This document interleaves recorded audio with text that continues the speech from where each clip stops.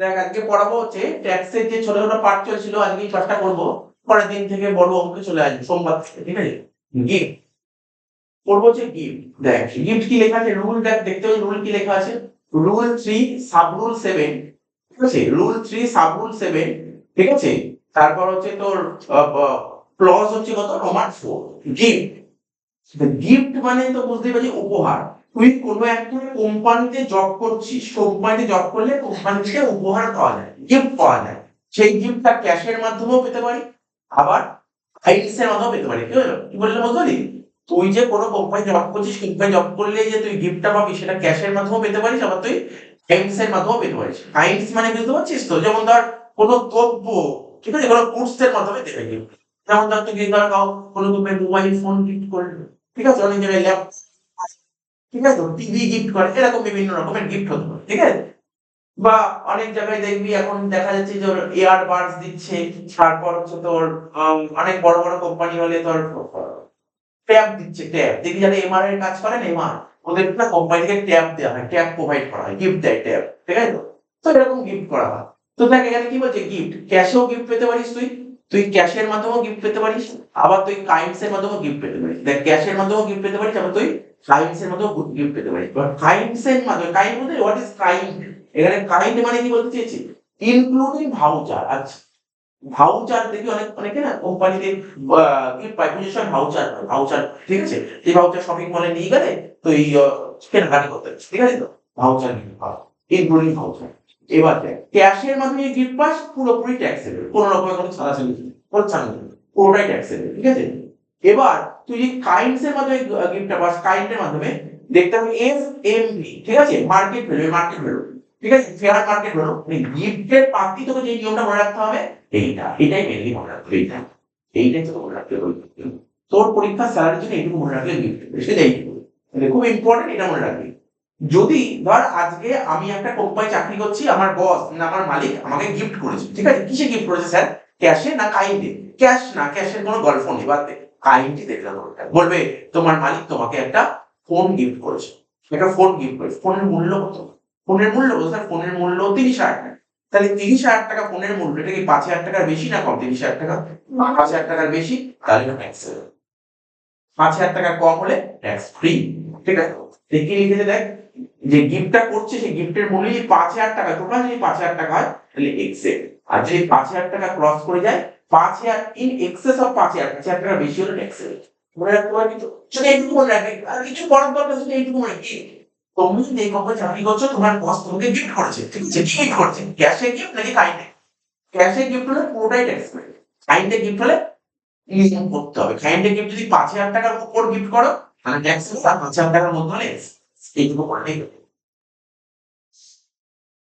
কি বলেছে দেখ, ইন কেস এমপ্লয়ার এমপ্লয়ি মানে বুঝি মালিক কর্মচারী, relationship provision of section 56 subsection, এটা কিসের সেকশন বলছি জানি? এই সেকশনের কিসের section? IFOS, income from other sources section. Income from other source আমাদের ইনকাম ট্যাক্স অ্যাক্টে সেকশন 56 থেকে 59 এ করা আছে, ঠিক আছে। তাহলে 56 সেকশন 56 সাবসেকশন তে কার কথা বলেছে? ইনকাম অফ স্যালারি কথা বলেছে। বলছে shall not be applicable for the valuation and taxable of parties, ঠিক আছে। তো মোট কথা, মালিক আর কর্মচারী সম্পর্ক স্যালারিতে আসে, এ থোড়াই আদার সোর্সে আসবে, থোড়াই আদার সোর্সে কোনো দিন আসবে না। এটা বলতে চাইছে। তার মানে আমি তোকে কি বললাম, যে মাথায় রাখবি পরীক্ষায় কিন্তু তোর পরীক্ষায় বড় বড় অঙ্ক আমি গিফট দেবে, লিখবে এমপ্লয়ার, ঠিক আছে, তোমাকে একটা টিভি গিফট করেছে, এরকম টিভি গিফট করেছে, ফোন গিফট কিছু একটা বলবে, মূল্য এত, সেটা থেকে করতে হবে। তাহলে কি মনে রাখবে, 5,000 টাকা বেশি হলে ট্যাক্স সেভে পার কিউ6, 5,000 টাকার মধ্যে হলে ট্যাক্স ফ্রি কিউ6, ঠিক আছে। আমি আগের ক্লাসে, আগের দিন সকালবেলা যে ব্যাচটা পড়ালাম সেখানে পড়িয়েছিলাম কতগুলো ট্যাক্স ফ্রি কিউ6 না, ওটা পড়ে রাখতে হবে কয়েকটা ট্যাক্স ফ্রি পার কিউ6। এমন কিছু জিনিস আছে আমরা কি জানতাম, মালিকের থেকে কোনো রকম কোনো অ্যাডভান্টেজ পাওয়া গেলে পার্টিজ বলে, মালিকের থেকে অ্যাডভান্টেজ পেলাম কিন্তু ওরা পার্টিজ ফলো কি ট্যাক্স ফ্রি, মালিকের থেকে অ্যাডভান্টেজ পেলে ওকে পারকিউজিটস বলে। এবার কিছু পারকিউজের উপর গভর্নমেন্ট ট্যাক্স নেয়, কিছুর উপর ট্যাক্স নেয় না, ঠিক আছে। ওই দিন মর্নিং যেগুলো পড়েছিলাম, মানে মালিকের থেকে তো তুমি অ্যাডভান্টেজ পেলে পারকিউজ হলো কিন্তু গভর্নমেন্ট ট্যাক্স নেবে, এমন কিছু জিনিস ছিল। তার মধ্যে এটাই চলে আসতে পারে, গিফট 5,000 টাকার নিচে পেলে কি হলো, ট্যাক্স কি বানানো সিস্টেম পয়েন্ট লেখা ছিল। এবার দেখ free lunch, sir lunch company চাকরি করে লাঞ্চের ব্যবস্থা করে দেবে, এটা ভালো করে পড়ো। কোম্পানিতে চাকরি করতে গেলে লাঞ্চ দেয়, দেখ কি লেখা আছে এখানে, কি বলছি ফ্রি লাঞ্চ, দেখ কি লেখা আছে এখানে ফ্রি লাঞ্চ, রিফ্রেশমেন্ট মানে খাওয়া জল খাওয়া, ঠিক আছে। কোম্পানি চাকরি করতে গেলে, কোম্পানি যারা চাকরি করে আগামী দিনে চাকরি করে দেখবে এগুলো দেয়, লাঞ্চ প্রোভাইড করে, তারপরে রিফ্রেশমেন্ট এগুলো দেয়, ঠিক আছে। কি বলছে, such benefit is taxable in the hands of all employee whether specified or not. আমি বলেছিলাম আগের ক্লাসগুলোতে বলেছিলাম না স্পেসিফাইড এমপ্লয়ি কাকে বলে, মনে আছে? মনে আছে বলতে পারবি কি বলতে স্পেসিফাইড এমপ্লয়ি কাকে বলে? ওই তো সিইও ওরা বললে হবে না, এটা গুছিয়ে পড়ে, ওরকম বললে হবে না, তোকে গুছিয়ে বলতে হবে। ওই তো 20% শেয়ার হোল্ডার, হ্যাঁ তারপর হচ্ছে ওই যে সিইও যারা হয় আপার 20% কোম্পানি 20% মালিকানা থাকতে হবে, নাম্বার 1।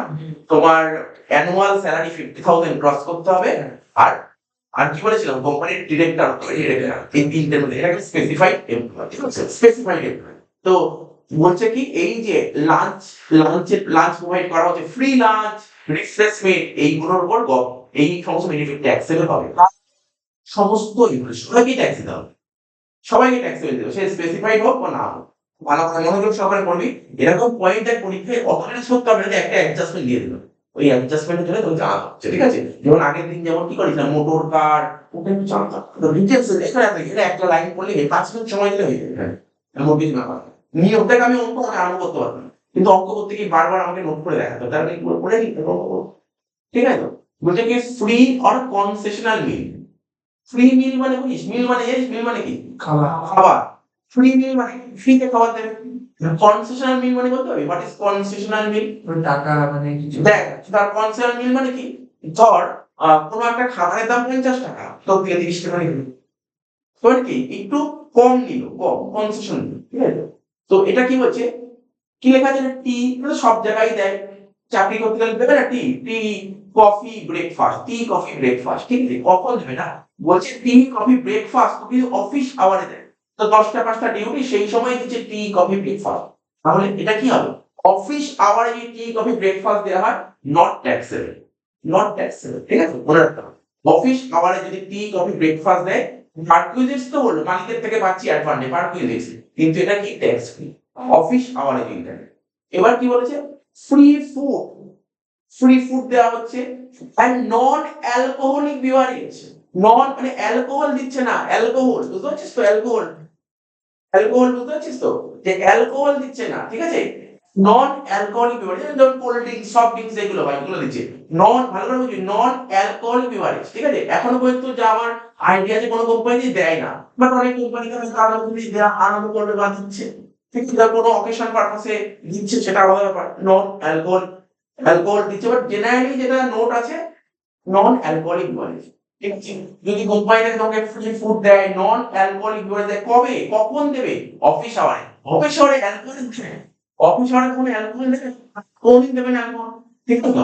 তাহলে free food and non alcoholic beverage during office hour in remote area, in remote area, আমি বলছিলাম ও না ওটা অন্য কিছু বলছিলাম, রিমোট এরিয়া, রিমোট এরিয়া মানে কি, তোকে এমন এক জায়গায় কাজ করতে পাঠিয়েছে, ঠিক আছে, যেই জায়গাটায় খাওয়া দাওয়াই পাওয়া যায়, তার পাহাড়ি অঞ্চলের বড় বড় রাস্তাঘাট তৈরি হচ্ছে, হ্যাঁ? তো তুই পাহাড়ি অঞ্চলে যদি ঘুরতে যাস তাহলে দেখবি, পাহাড়ি অঞ্চলে যদি ঘুরতে যাস দেখবি খাবারের দোকানই পাওয়া যায় না, গাড়ি থেকে যদি একবার নামিস, যদি ওই জায়গায় খাবার না পাস তাহলে 2-3 দিন পর আবার খাবারের দোকান পাওয়া যাচ্ছে, এরকম দুটো ডিস্টেন্সে খাবার দোকান পাওয়া যায়, এগুলো হচ্ছে রিমোট এরিয়া, ঠিক আছে, এরকম রিমোট এরিয়া, বুঝতে পারছিস তো।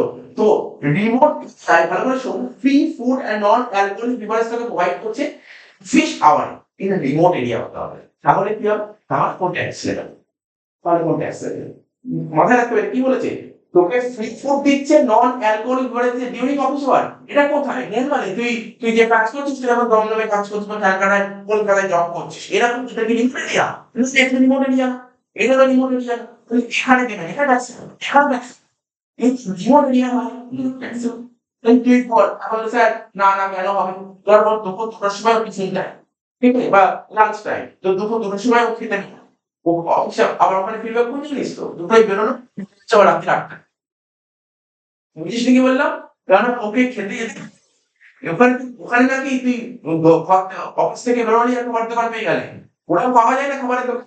মানে এতটাই মানে কম এরিয়া, মানে কম এরিয়া যেখানে বড় বড় যে তৈরি হচ্ছে, রাস্তাঘাট তৈরি হচ্ছে, মার্কেটের রাস্তা তৈরি হচ্ছে, দুর্গম এরিয়া, মানে তোর নেই খাবারের দোকান। বুঝতে পারছিস তো? এই হচ্ছে, তাহলে এটা নট ট্যাক্সেবল। একটা হচ্ছে আদার কেস, অন্য কেস। অন্য কেস হলে কি হবে? Free food and non alcoholic beverage, free food দিচ্ছে, non alcoholic beverage during office hours, during office hours. তাহলে বল, এটা কি ছিল? এটা ছিল রিমোট এরিয়া। এটা কি রিমোট এরিয়া ছিল? না, এটা তুই তো দমদম কলকাতায় জব করছিস তুই। এটা তো রিমোট এরিয়া না, তো ভালো জায়গায় আছে। তুই অফিস থেকে বেরোলে দুপুর 2টার সময় বিশাল খাবারের কোনো ভালো ব্যবস্থা, অসুবিধা নেই। এখানে খাবারের ব্যবস্থা কেন করে দিল? কারণ কোম্পানি জানে যদি খাবারের ব্যবস্থা ওকে না করে দিই তাহলে আমারই ক্ষতি হবে, আমারই কাজ হবে না, ক্ষতি হবে। তাহলে এখানে তো কোনো ক্ষতি হবে না কোম্পানি। এরকম কেসে এটা ট্যাক্সেবল, এটা ট্যাক্সেবল, এটা ট্যাক্সেবল। কিন্তু রুল আছে, ট্যাক্সেবল রুল কি আছে? রুলটা কি বলে ভালো করে পড়বি, রুলটা কি বলছে? রুলটা কি বলছে?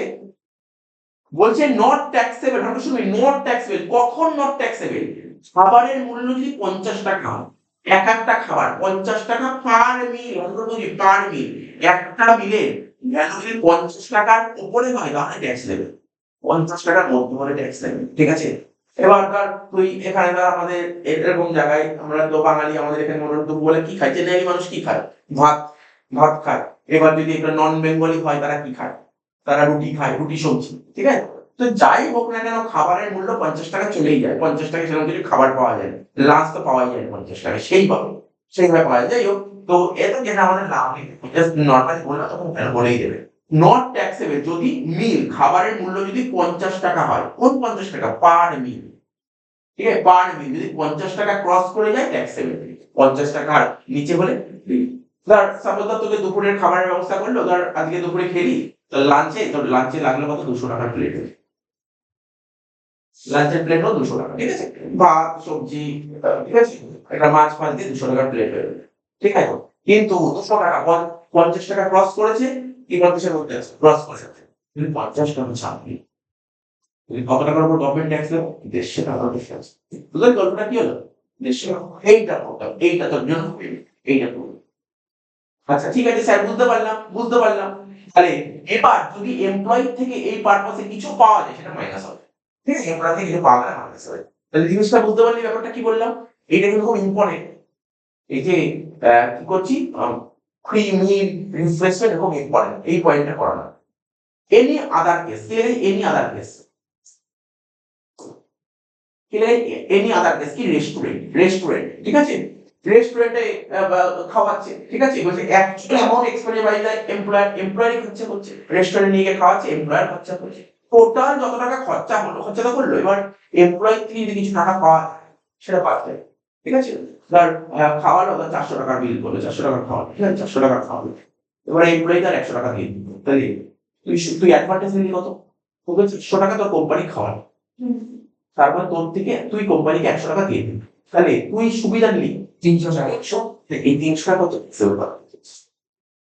রেস্টুরেন্টের কেস, এটা হচ্ছে রেস্টুরেন্টের কেস বললাম। এটা কার কেস বললাম বল? এটা ওটা রেস্টুরেন্টের কেস বললাম। এখানে হচ্ছে অফিস আওয়ার টি কফি দিলে কি হবে, রিমোট এরিয়ায় দিলে কি হবে, আর এখানে কি বললাম, এটা কোনো রিমোট এরিয়া, নরমাল মানে সমতল, আমরা যেরকম জায়গায় বসবাস করি এরকম হলে কি হবে, এইটাই আমাদের করতে হবে। আর কি লিখেছি এখানে?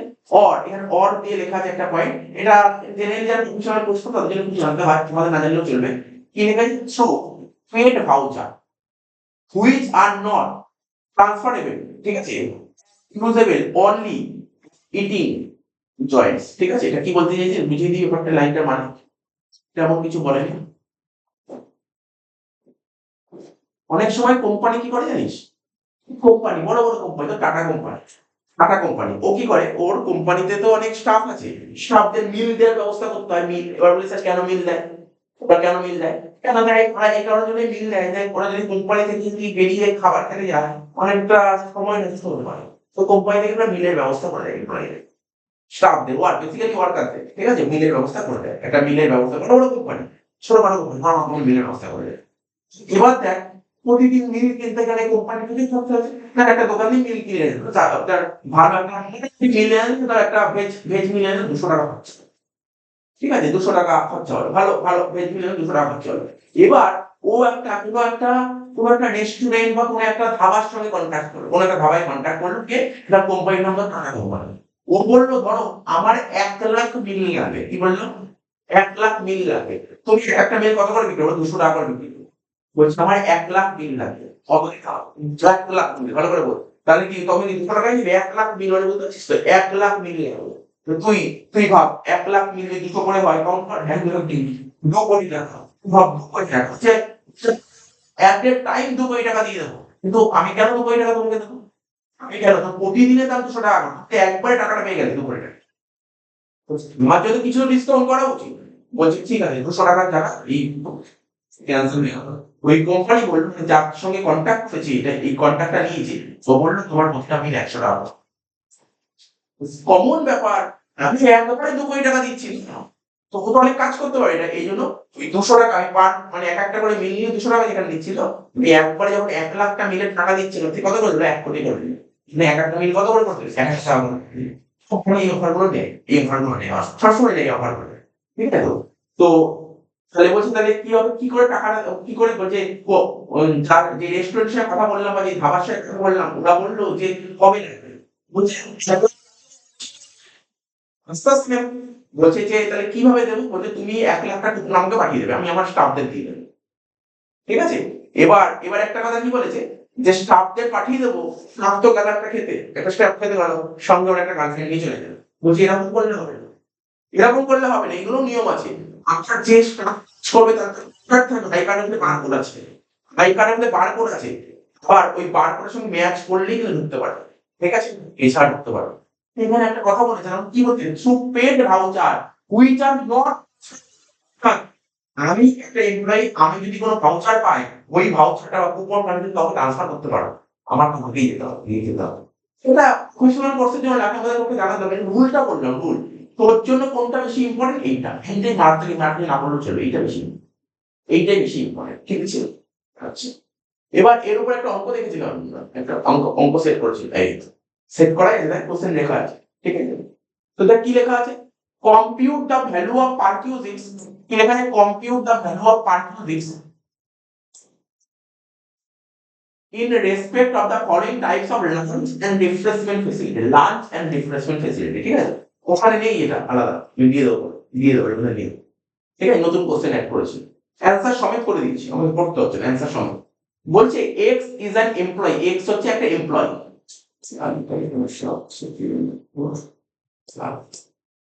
এক্স হচ্ছে একজন employee of a proprietary concern, মানে এক মালিকানা কারবারের এমপ্লয়ি হচ্ছে X. The concern arrange free meal, ওই দোকান একটা ফ্রি মিলের ব্যবস্থা করেছে, নট ইন বিজনেস প্রিমিসেস। ঠিক আছে, for him and the employer expenditure for the same during the year অ্যামাউন্টেড rupees 5,200 টাকা। ঠিক আছে, হাউএভার এক্স পে 2,300 টাকা for the same to his employer. ঠিক আছে, তো কি বলতে চাইছে এর অ্যান্সারটা কি বলতে, সুন্দর কথা, টপিকটা ওই free lunch, free meal, refreshment. ঠিক আছে, এই যে খাবারটা ব্যবস্থা করা, এটাকে অফিস আওয়ারে ব্যবস্থা করা হয়েছে? কোথাও লিখেছে অফিস আওয়ারে দিয়েছে? না না, অফিস আওয়ারে দেয়। ঠিক আছে, অফিস আওয়ারে রিমোট এরিয়ায় দিয়েছে? না স্যার, আমি তো কিছু বলেন, রিমোট এরিয়ার কথা বলেন। তারপরে নর্মাল এরিয়ায় দেওয়া হচ্ছে। ঠিক আছে, নর্মাল এরিয়ায় দেওয়া হচ্ছে। কত টাকা দেওয়া হয়েছে দেখ, দেখ নর্মাল এরিয়ায় দেওয়া আছে। তাহলে এখানে কি বলছি বুঝতে পারছিস? এক্সপেন্ডিচার কি করেছে? এক্সপেন্ডিচার ইনকার, ঠিক আছে, বাই দ্য এমপ্লয়ি। এই ফ্রি মিলের জন্য মালিক কত খরচা করে? 5,200 টাকা মালিক খরচা করেছে। মালিক 5,200 টাকা খরচা করে। এবার এই পারপাসে মালিক এমপ্লয়ি থেকে কত টাকা রিকভার করতে পেরেছে? 2,300 টাকা রিকভার করতে পেরেছে। তাহলে বাকিটা আমার কি হলো? ট্যাক্স সেভেন আর প্রফিটস। সিম্পল কথা বলছি, ঠিক আছে, সিম্পল কথা। এর অ্যান্সারটা বেরিয়ে গেল। বি অ্যান্সারটা কি বলেছে এবার দেখ, বলছি দ্য এমপ্লয়ার প্রোভাইডস 200 মিলস, মানে মালিক 200টা মিল প্রোভাইড করেছে ফ্রি অফ কস্টে অপর অফিস আওয়ারে। ঠিক আছে, অফিস আওয়ারে মিল প্রোভাইড করেছে। ঠিক আছে, and at business premises to R, তাকে আর কে, যে কিনা non specified employee during the previous year. এক একটা মিলের কস্ট কত করে? 50 টাকা। এক একটা মিলের কস্ট কত? 75 টাকা, মানে 50 টাকা বেশি। তাহলে কত হচ্ছে? এক্সট্রা 25 টাকা। এক্সট্রা 25 টাকা কতগুলো মিল? 200 টাকা মিল, তাই তো? 200 টাকা। তাহলে কত হচ্ছে? 5 না, ওটা হিসাব করে দেখ কি লেখা আছে এখানে। এই দেখো কত হচ্ছে 5,000 টাকা, ঠিক কি বলছে 5,000 টাকা। দেখ কি বলছে, ফ্রি মিল ডিউরিং অফিস আওয়ার, অফিস আওয়ারে তোকে ফ্রি মিল প্রোভাইড করা হচ্ছে, যেটা ট্যাক্সেবল। কখন ট্যাক্সেবল হবে, যদি 50 টাকা ক্রস করে যায় তখনই ট্যাক্সেবল। বলেছিলাম না 50 টাকা ক্রস করে ট্যাক্সেবল, ঠিক আছে। দেয়ার ফর ভ্যালু অফ পার কিউজ কত হবে 5,000, কি করে বেরোলো 25 টাকা ইন্টু 5,000 টাকা। Such perquisite is taxable under section, কোন সেকশনে ট্যাক্সেবল এটা সেকশন বলেছে। Thus, even if are non-specified employee, this party is taxable. দেখ আমি কি বলছি, এই কেসে তুমি স্পেসিফাইড এমপ্লয়ি হও বা নন স্পেসিফাইড এমপ্লয়ি হও, কোনো ম্যাটার করে না। এই কেসে ঠিক আছে, লিখেছো নন স্পেসিফিক কোনো ম্যাটার করে না ট্যাক্সের উপর।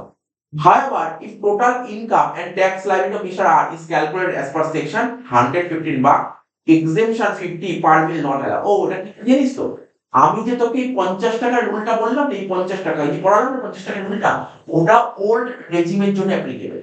কি বললাম, ওই ছাড়টা শুধুমাত্র যারা ওল্ড রেজিম ফলো করে তাদের জন্য অ্যাপ্লিকেবল।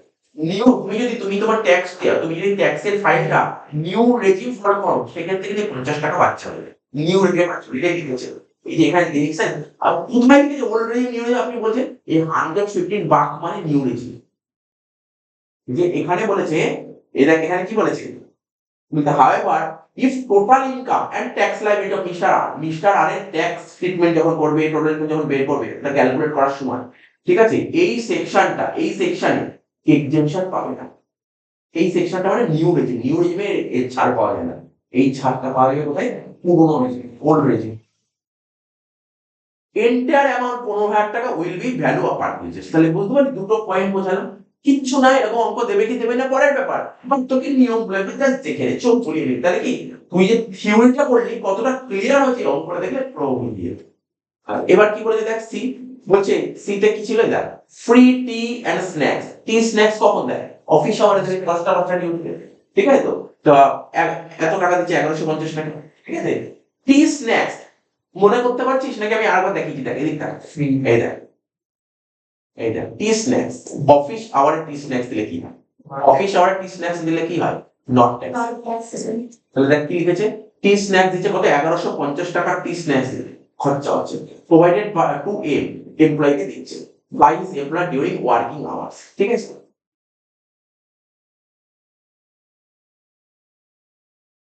এই দেখ এখানে কি লিখেছে, এখানে এই দেখ ফ্রি, এটা কি free tea snacks provided by the employer during working hours is not non taxable purchase, therefore nothing is subject to tax in the hands of payment। তাহলে তোকে কি পড়ালাম এটা বল, এই টপিকটার নাম কি, এই টপিকটার নাম হচ্ছে ফ্রি মিল লাঞ্চ রিফ্রেশমেন্ট, ঠিক আছে। তোকে অফিস আওয়ারে ফ্রি স্ন্যাক্স দিল, এক্সাম্পল মানে কি নট ট্যাক্সেবল। অফিস আওয়ারে বললাম, এবার তোকে অফিস আওয়ারে তুই রিমোট এরিয়ায় কাজ করছিস, তোকে লাঞ্চ প্রোভাইড করে দিল, তাহলে কি করে দিল, নট ট্যাক্সেবল, ঠিক আছে। এখানে পাইনি। একটা কি বলেছিলাম, যে স্যার অফিস আওয়ারে আমাকে লাঞ্চ প্রোভাইড করলো, ঠিক আছে, লাঞ্চ প্রোভাইড করলো, সেটা কি কোথায় দিচ্ছে, normal area, normal remote area, মানে যেখানে লোকজন চলাচল করে সেখানে দিচ্ছে। তাহলে সেক্ষেত্রে কি নিয়ম বলছে, 50 টাকার ওপর হয়ে গেলে ট্যাক্সেবল, 50 টাকার নিচে হলে ট্যাক্স দিতে হবে, ঠিক আছে। এই তো হয়ে গেল। তাহলে বুঝতে পারি তোকে তোকে কিসের টপিক পড়াই দিলাম, ফ্রি লাঞ্চ রিফ্রেশমেন্ট। এখান থেকে একটা লাইন দেয় পরীক্ষা, মানে আমি তোকে পুরো ব্যাপারটা বলি, ডাইরেক্ট কি পাবি না পরীক্ষা।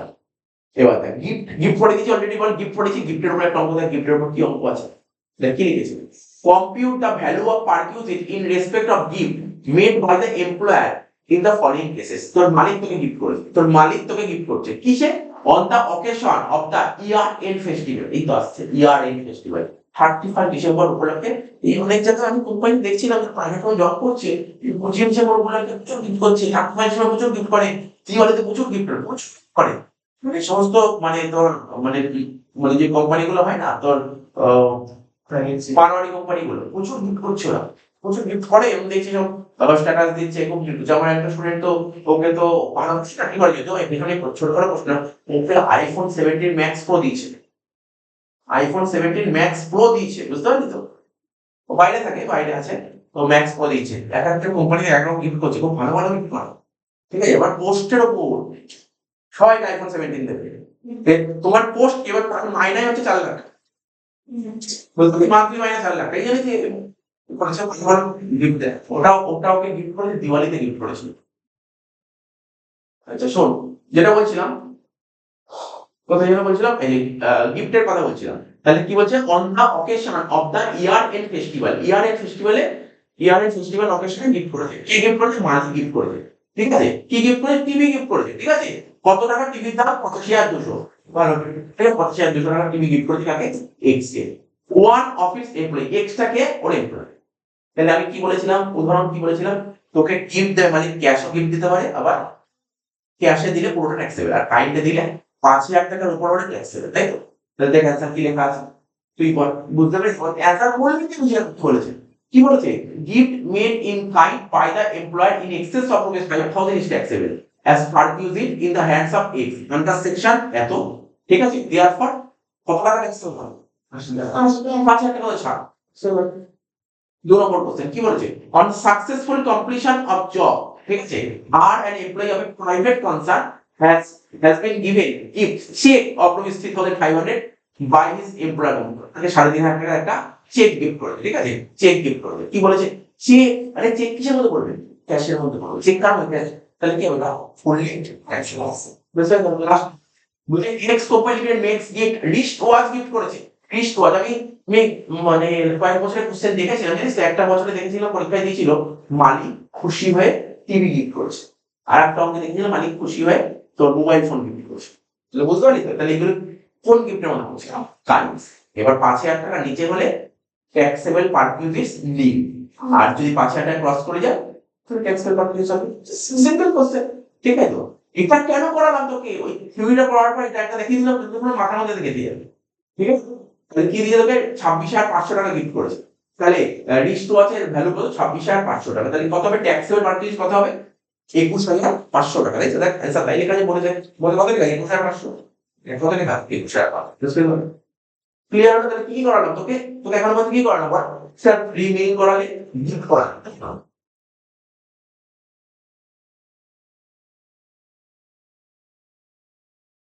এবার না আমি তোকে কি করবো বলতো? মেডিকেল ট্রিটমেন্ট করো, মেডিকেল ট্রিটমেন্ট। চলে যাও। আচ্ছা নিচে দেখি কোথায় আছে, এরপরে কিছু আছে নাকি দেখে নিয়ে চোখ খুলে নিই। ও এটা পরে নি ক্রেডিট কার্ড, এর কোনো অঙ্ক নেই, এর কোনো অঙ্ক নেই। ক্রেডিট কার্ড, ক্রেডিট কার্ডের উপর কোনো অঙ্ক নেই, জাস্ট একটু দেখে চোখ খুলে। ঠিক আছে, membership or annual fees charge to credit card. Credit card সংক্রান্ত, ক্রেডিট কার্ড সংক্রান্ত কি বলছে? Credit card given by company,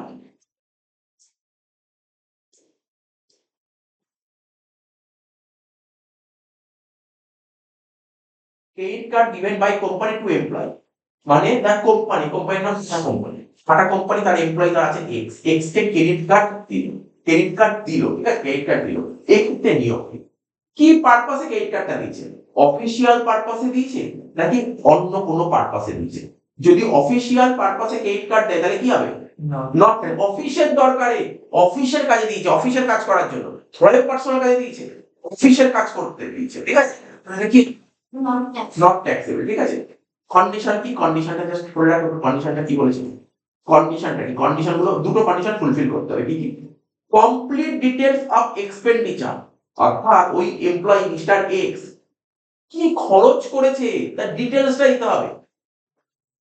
বলছে রিকোয়ার্ড ডেট অফ এক্সপেরিয়েন্স, না ডেট অফ এক্সপেন্ডিচার। ঠিক আছে, কত তারিখে খরচা করেছে আর কি খরচা করেছে। আজকে আমি একটা কোম্পানি চাকরি করি, আমাকে ক্রেডিট কার্ড দিয়েছে, এবার অফিস পারপাসে খরচা করতে হবে। আমি বলেছি এই অফিস পারপাসে এই খরচা করেছে, যে খরচাগুলোর নাম বলো, ডকুমেন্ট দাও, খরচা ঠিক বলো, কত তারিখ খরচা করেছো, তাহলে বিশ্বাস করবো কি করে? বুঝতে পারি তো? বলছে মোবাইল ফোনের বিল হয়েছে, মোবাইলের বিল হয়েছে তোর 2,000 টাকা রিচার্জ করতে হয়েছে, মোবাইল 2,000 টাকা রিচার্জ করতে হয়েছে, দেখি যে হয়েছে 2,000 টাকা রিচার্জ, দেখি যে 6,000 টাকা রিচার্জ। বুঝতে পারি তো? তারপর কোম্পানি থেকে না অনেক স্টাফকে কি দেয় জানিস তো? বাইক প্রোভাইড করে, বাইকও কোম্পানি দেবে, তেলও কোম্পানি দেবে। বলছে তেল, তেল ভরতে হবে, ধর 2,000 বা 3,000 টাকা তেল ভরতে হবে, তোকে ক্রেডিট কার্ড দিয়ে দিচ্ছে। অনেক জায়গায় অনেকে এটিএম কার্ড দিয়ে, অনেক কোম্পানি এটিএম কার্ড দিয়ে দেয়। ঠিক আছে, এবার খরচাটা লিমিটের মধ্যে 3,000 টাকা বলে তেল ভরার জন্য ও 5,000 6,000 টাকা তেল ভরে দিচ্ছে। বুঝতে পারছিস তো? পুরো ডিটেলসটা দেওয়া হবে, ডিটেলস দিতে হবে। হ্যাঁ, তো যে complete details of expenditure required, date of expenditure, খরচার তারিখ, কোন তারিখে খরচা করেছি আর কি খরচা করেছি, এটা একটা পয়েন্ট বুঝা গেল। নেক্সট কি বলেছে? বলছে certificate certificate from employer required that amount has been spent on official purpose. Income tax officer কি বলেছে, তোমার মালিকের কাছ থেকে সার্টিফিকেট জমা করতে হবে যে তুমি যে খরচাটা করেছো, কি খরচা করেছো, কত তারিখ খরচা করেছো, ডিটেলস মালিকের কাছ থেকে। ঠিক আছে, মালিকের কাছ থেকে ডিটেলস মানে তার একটা মালিকের কাছ থেকে তোমাকে সার্টিফিকেট বের করে নিয়ে আসতে হবে। বুঝতে পারলি ব্যাপারটা কি বললাম? এই হচ্ছে অফিসিয়াল পারপাসের রুল। তাহলে অফিসিয়াল পারপাস আমি বলি অফিসিয়াল খরচা হয়েছে, দেখি যেন যা খুশি। তুমি ইনকাম ট্যাক্স কেন বিশ্বাস করবে? প্রুফ কি আছে? প্রুফ দিতে হবে। এটা মানে এটা মানে কি, এই দুটো কন্ডিশন মানে কি, প্রুফ। অন্য কেসে হলে কি হবে, অ্যামাউন্ট পেড বাই কোম্পানি, কি বলছে, amount paid by company or reimburse by the employer is taxable, membership fees, annual fees. ঠিক আছে, তার অন্য কোনো পারপাসের জন্য, পার্সোনাল পারপাস তার এরকম কোনো পারপাস হলো, ঠিক আছে, সেক্ষেত্রে পুরো টাকাটা কে পেমেন্ট করলো, কোম্পানি পেমেন্ট করলো। এই টাকাটা কোম্পানি পেমেন্ট করলো, বা কোম্পানি বললো তুমি পেমেন্ট করে দাও না, আমি পরে তোমাকে দিই, মানে রিএম্বার্স করো। ঠিক আছে, সে লিখেছে amount paid by company or reimburse by the employer, ঠিক আছে, ইজ ট্যাক্সেবল। কি বলেছে, ইজ ট্যাক্সেবল পারপাস, ট্যাক্সেবল। ঠিক আছে, বলছে এই পারপাসে যদি এমপ্লয়ি থেকে কিছু পাওয়া যায়, কিছু টাকা পাওয়া যায়, জায়গাটা কি করবো, কি বলছিলাম, তাহলে এই পার্টটা দিয়ে বুঝে গেল এটা কি ছিল, ক্রেডিট কার্ডের কনসেপ্ট বলে গেল। ক্লাব ফেসিলিটি তো বলিনি, ক্লাব ফেসিলিটি, ক্লাব ফেসিলিটি আমি ক্রেডিট কার্ডের অঙ্ক কখনো পরীক্ষায় দেখিনি, মানে বিগত 20-30 বছর পেপার ঘাটলে আমি ক্রেডিট কার্ডের অঙ্ক দেখিনি পরীক্ষায়। ঠিক আছে, কিন্তু কোনটা দেখেছি, ক্রেডিট কার্ড দেখেছি কোনটা, ক্লাব ফেসিলিটি দেখেছি। ঠিক আছে, কি বলেছে পর, ক্লাব ফেসিলিটি বলছে কি, if the employer has obtain, বলছে এমপ্লয়ার মানে মালিক, has obtain membership of the club, ঠিক আছে, ইন হিজ নেম, বলছে কোম্পানির নামে যদি মেম্বারশিপ নেওয়া থাকে, কোম্পানির নামে যদি মেম্বারশিপ নেওয়া থাকে, যদি তো ক্লাব মেম্বারশিপ, কোম্পানির নামে ক্লাব মেম্বারশিপ নেওয়া থাকে, যেটাকে পপুলারলি নোন অ্যাজ কি বলছে, কর্পোরেট মেম্বারশিপ। মেম্বারশিপ কার নামে নেওয়া আছে, কি বললাম, লাইনটা পরে কি বলতাম, মেম্বারশিপ কার নামে নেওয়া আছে, কোম্পানির নামে যদি মেম্বারশিপ নেওয়া থাকে, তাহলে কি হবে, ঠিক আছে, the fees paid for acquiring such membership shall not be taxable for employee। তাহলে কি বলেছে, কোম্পানির নামে যদি মেম্বারশিপ নেওয়া থাকে, ঠিক আছে, কোম্পানির নামে যদি মেম্বারশিপ নেওয়া থাকে, কি মেম্বারশিপ, কর্পোরেট মেম্বারশিপ, এর উপর কিন্তু এমপ্লয়িকে কোনো ট্যাক্স দিতে হবে, এমপ্লয়ি, ঠিক আছে, কোম্পানির নামে মেম্বারশিপ নেওয়া আছে। এবার however of the membership is in the name of employee, আগেরটা কি বললাম, কার নামে মেম্বারশিপ আছে, কোম্পানির নামে মেম্বারশিপ আছে, তাহলে কি হবে, নট ট্যাক্সেবল। এখন কার নামে মেম্বারশিপ আছে, এমপ্লয়ির নামে, আগেরটা কোম্পানির নামে মেম্বারশিপ, আর এটা এমপ্লয়ির নামে মেম্বারশিপ নেওয়া আছে। ঠিক আছে, তাহলে মেম্বার কি লেখা আছে, however of the membership is in the name of employee member of his household, then it is taxable। তার মানে কি হবে, এমপ্লয়ির নামে যদি মেম্বারশিপ নেওয়া যায়, তাহলে কি ট্যাক্সেবল, তাহলে ট্যাক্সেবল। ঠিক আছে, এবার যে expenditure on use of health club, কি লেখা আছে, হেলথ ক্লাব, স্পোর্টস ফ্যাসিলিটি, ঠিক আছে, প্রোভাইডেড ইউনিফর্মলি মানে সবাই সমস্ত এমপ্লয়িকে যদি দেওয়া হয়, তাহলে কি নট ট্যাক্সেবল, তাহলে এই জিনিসগুলো তোকে পয়েন্টগুলো একবার জাস্ট রিড করে দিতে হবে। কি বলে যে actual amount of expenditure incurred or reimbursement by the employer in respect of club expenditure, club পারপাসে কোম্পানি যত টাকা খরচা করে, সেই টাকাটা থেকে যেই টাকাটা এমপ্লয়ি থেকে পাওয়া যায়, সেটা মাইনাস করতে হবে। এই গল্প হয়ে গেল, এই হচ্ছে তোর ক্লাব ফেসিলিটি।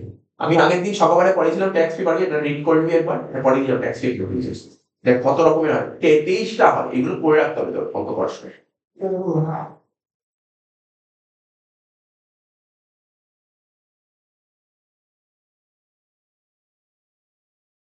তো কন্টিনিউ আগের ক্লাসে।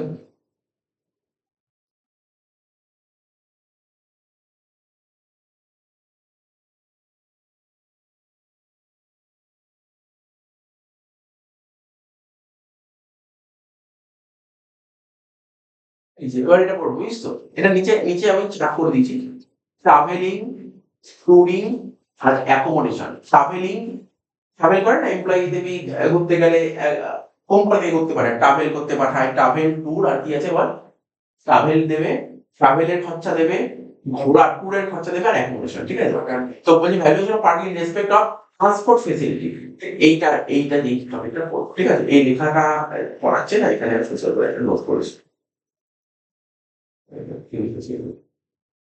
এই চারটা বলে কাটবে। ওটা দেখাচ্ছে, ওরা থরলি দেখাচ্ছে, এটা একবার চারটে নেবে।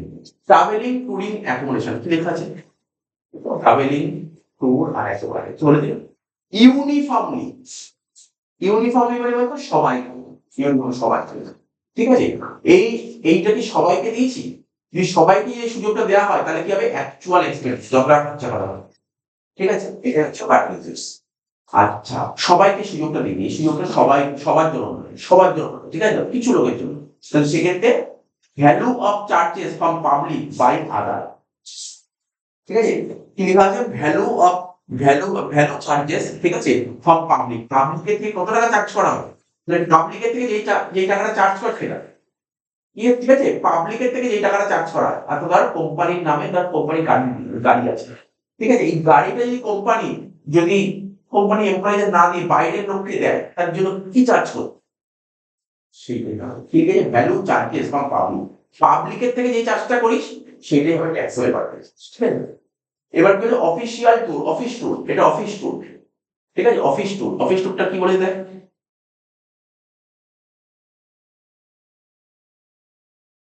ঠিক আছে, তোকে অফিস ট্যুরে পাঠিয়েছে, ঠিক আছে? অফিস ট্যুরে পাঠিয়েছে, সেখানে কি হবে? অফিস ট্যুরে পাঠিয়েছে। আর এটা অফিসিয়াল ট্যুর লেখা, এখানেও দেখ অফিসিয়াল ট্যুর লেখা, ঠিক আছে? তোকে অফিসিয়াল ট্যুরে পাঠিয়ে তোকে যে দিন পাঠিয়েছে দিনের মধ্যে দিনে কাজ করে দিচ্ছিস, ঠিক আছে? তোর দুদিনের জন্য কাজে পাঠিয়ে দুদিনেই কাজ করে দিয়েছিস, ঠিক আছে? আর এখানে কি বলছে? তোকে এমন একটা জায়গায় অফিস ট্যুরে পাঠিয়েছে, ধর সাপোজ ধর তোকে উত্তরাখণ্ড পাঠিয়েছে, ঠিক আছে? তোকে 7 দিনের ট্যুরে পাঠিয়েছে, ঠিক আছে? অফিসের কাছে 7 দিনে পাঠিয়েছে, সেই 7 দিনের জায়গায় ওখানে কদিন ছিল? 10 দিন ছিল। 3 দিন এক্সটেন্ড করে গেছিল। 3 দিন যে এক্সটেন্ড করে গেছে তার জন্য খরচা হয়েছে, ঠিক আছে? ওইটা বলে। যদি এক্সটেন্ড করিস, তোকে যে অফিস ট্যুরে পাঠিয়ে তুই এক্সটেন্ড করিস তাহলে কি হবে? এক্সটেন্ড না করলে কি হবে? বুঝতে পারলি? তোকে এমন একটা জায়গায় কাজে পাঠিয়েছে যেখানে তোকে কোনো একটা জায়গায় কাজে পাঠিয়ে 5 দিন, ওখানে 5 দিনই তো কাজটা হয়ে যাবে। ঠিক 5 দিনের জায়গায় 5 দিনের কাজ মিলিয়ে দিয়েছি, তারপরে 2 দিন থেকে গেছিস, কারণ সাইড সিট করার জন্য, ঠিক আছে? সাইড সিট করার 2 দিন থেকে গেছিস, ঠিক আছে? সেই ক্ষেত্রে কি হবে?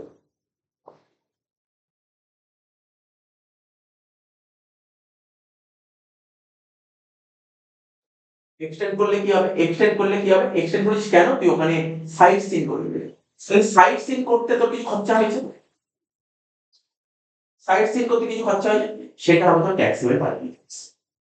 কিন্তু এক্ষেত্রে কি হচ্ছে? বাট উইথ ফ্যামিলি মেম্বার, ভালো করে বুঝবি। কিন্তু তোকে যে অফিস টুরে পাঠিয়ে ফ্যামিলি মেম্বার নিয়ে গেছিস, ঠিক আছে? তাহলে যত টাকা খরচা করবি ফ্যামিলি মেম্বারের জন্য সেটা কিন্তু ট্যাক্সেবল পারমিট। এই কথাগুলো মনে ছিল, এই জিনিসগুলো তোকে একবার রিড করে দেবো, ঠিক আছে? এখানে দেখতে হবে কি লেখা আছে।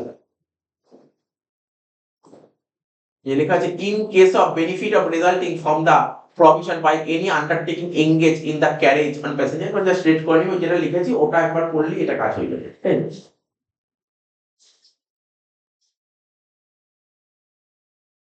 এবার পড়বো হচ্ছে ইন্টারন্যাশনাল লোন। না, ইন্টারন্যাশনাল লোন পরে পড়বো, মেডিকেল ফেসিলিটি পড়ি, মেডিকেল ফেসিলিটি।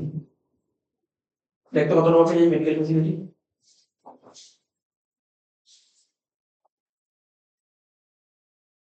এই পেয়েছি।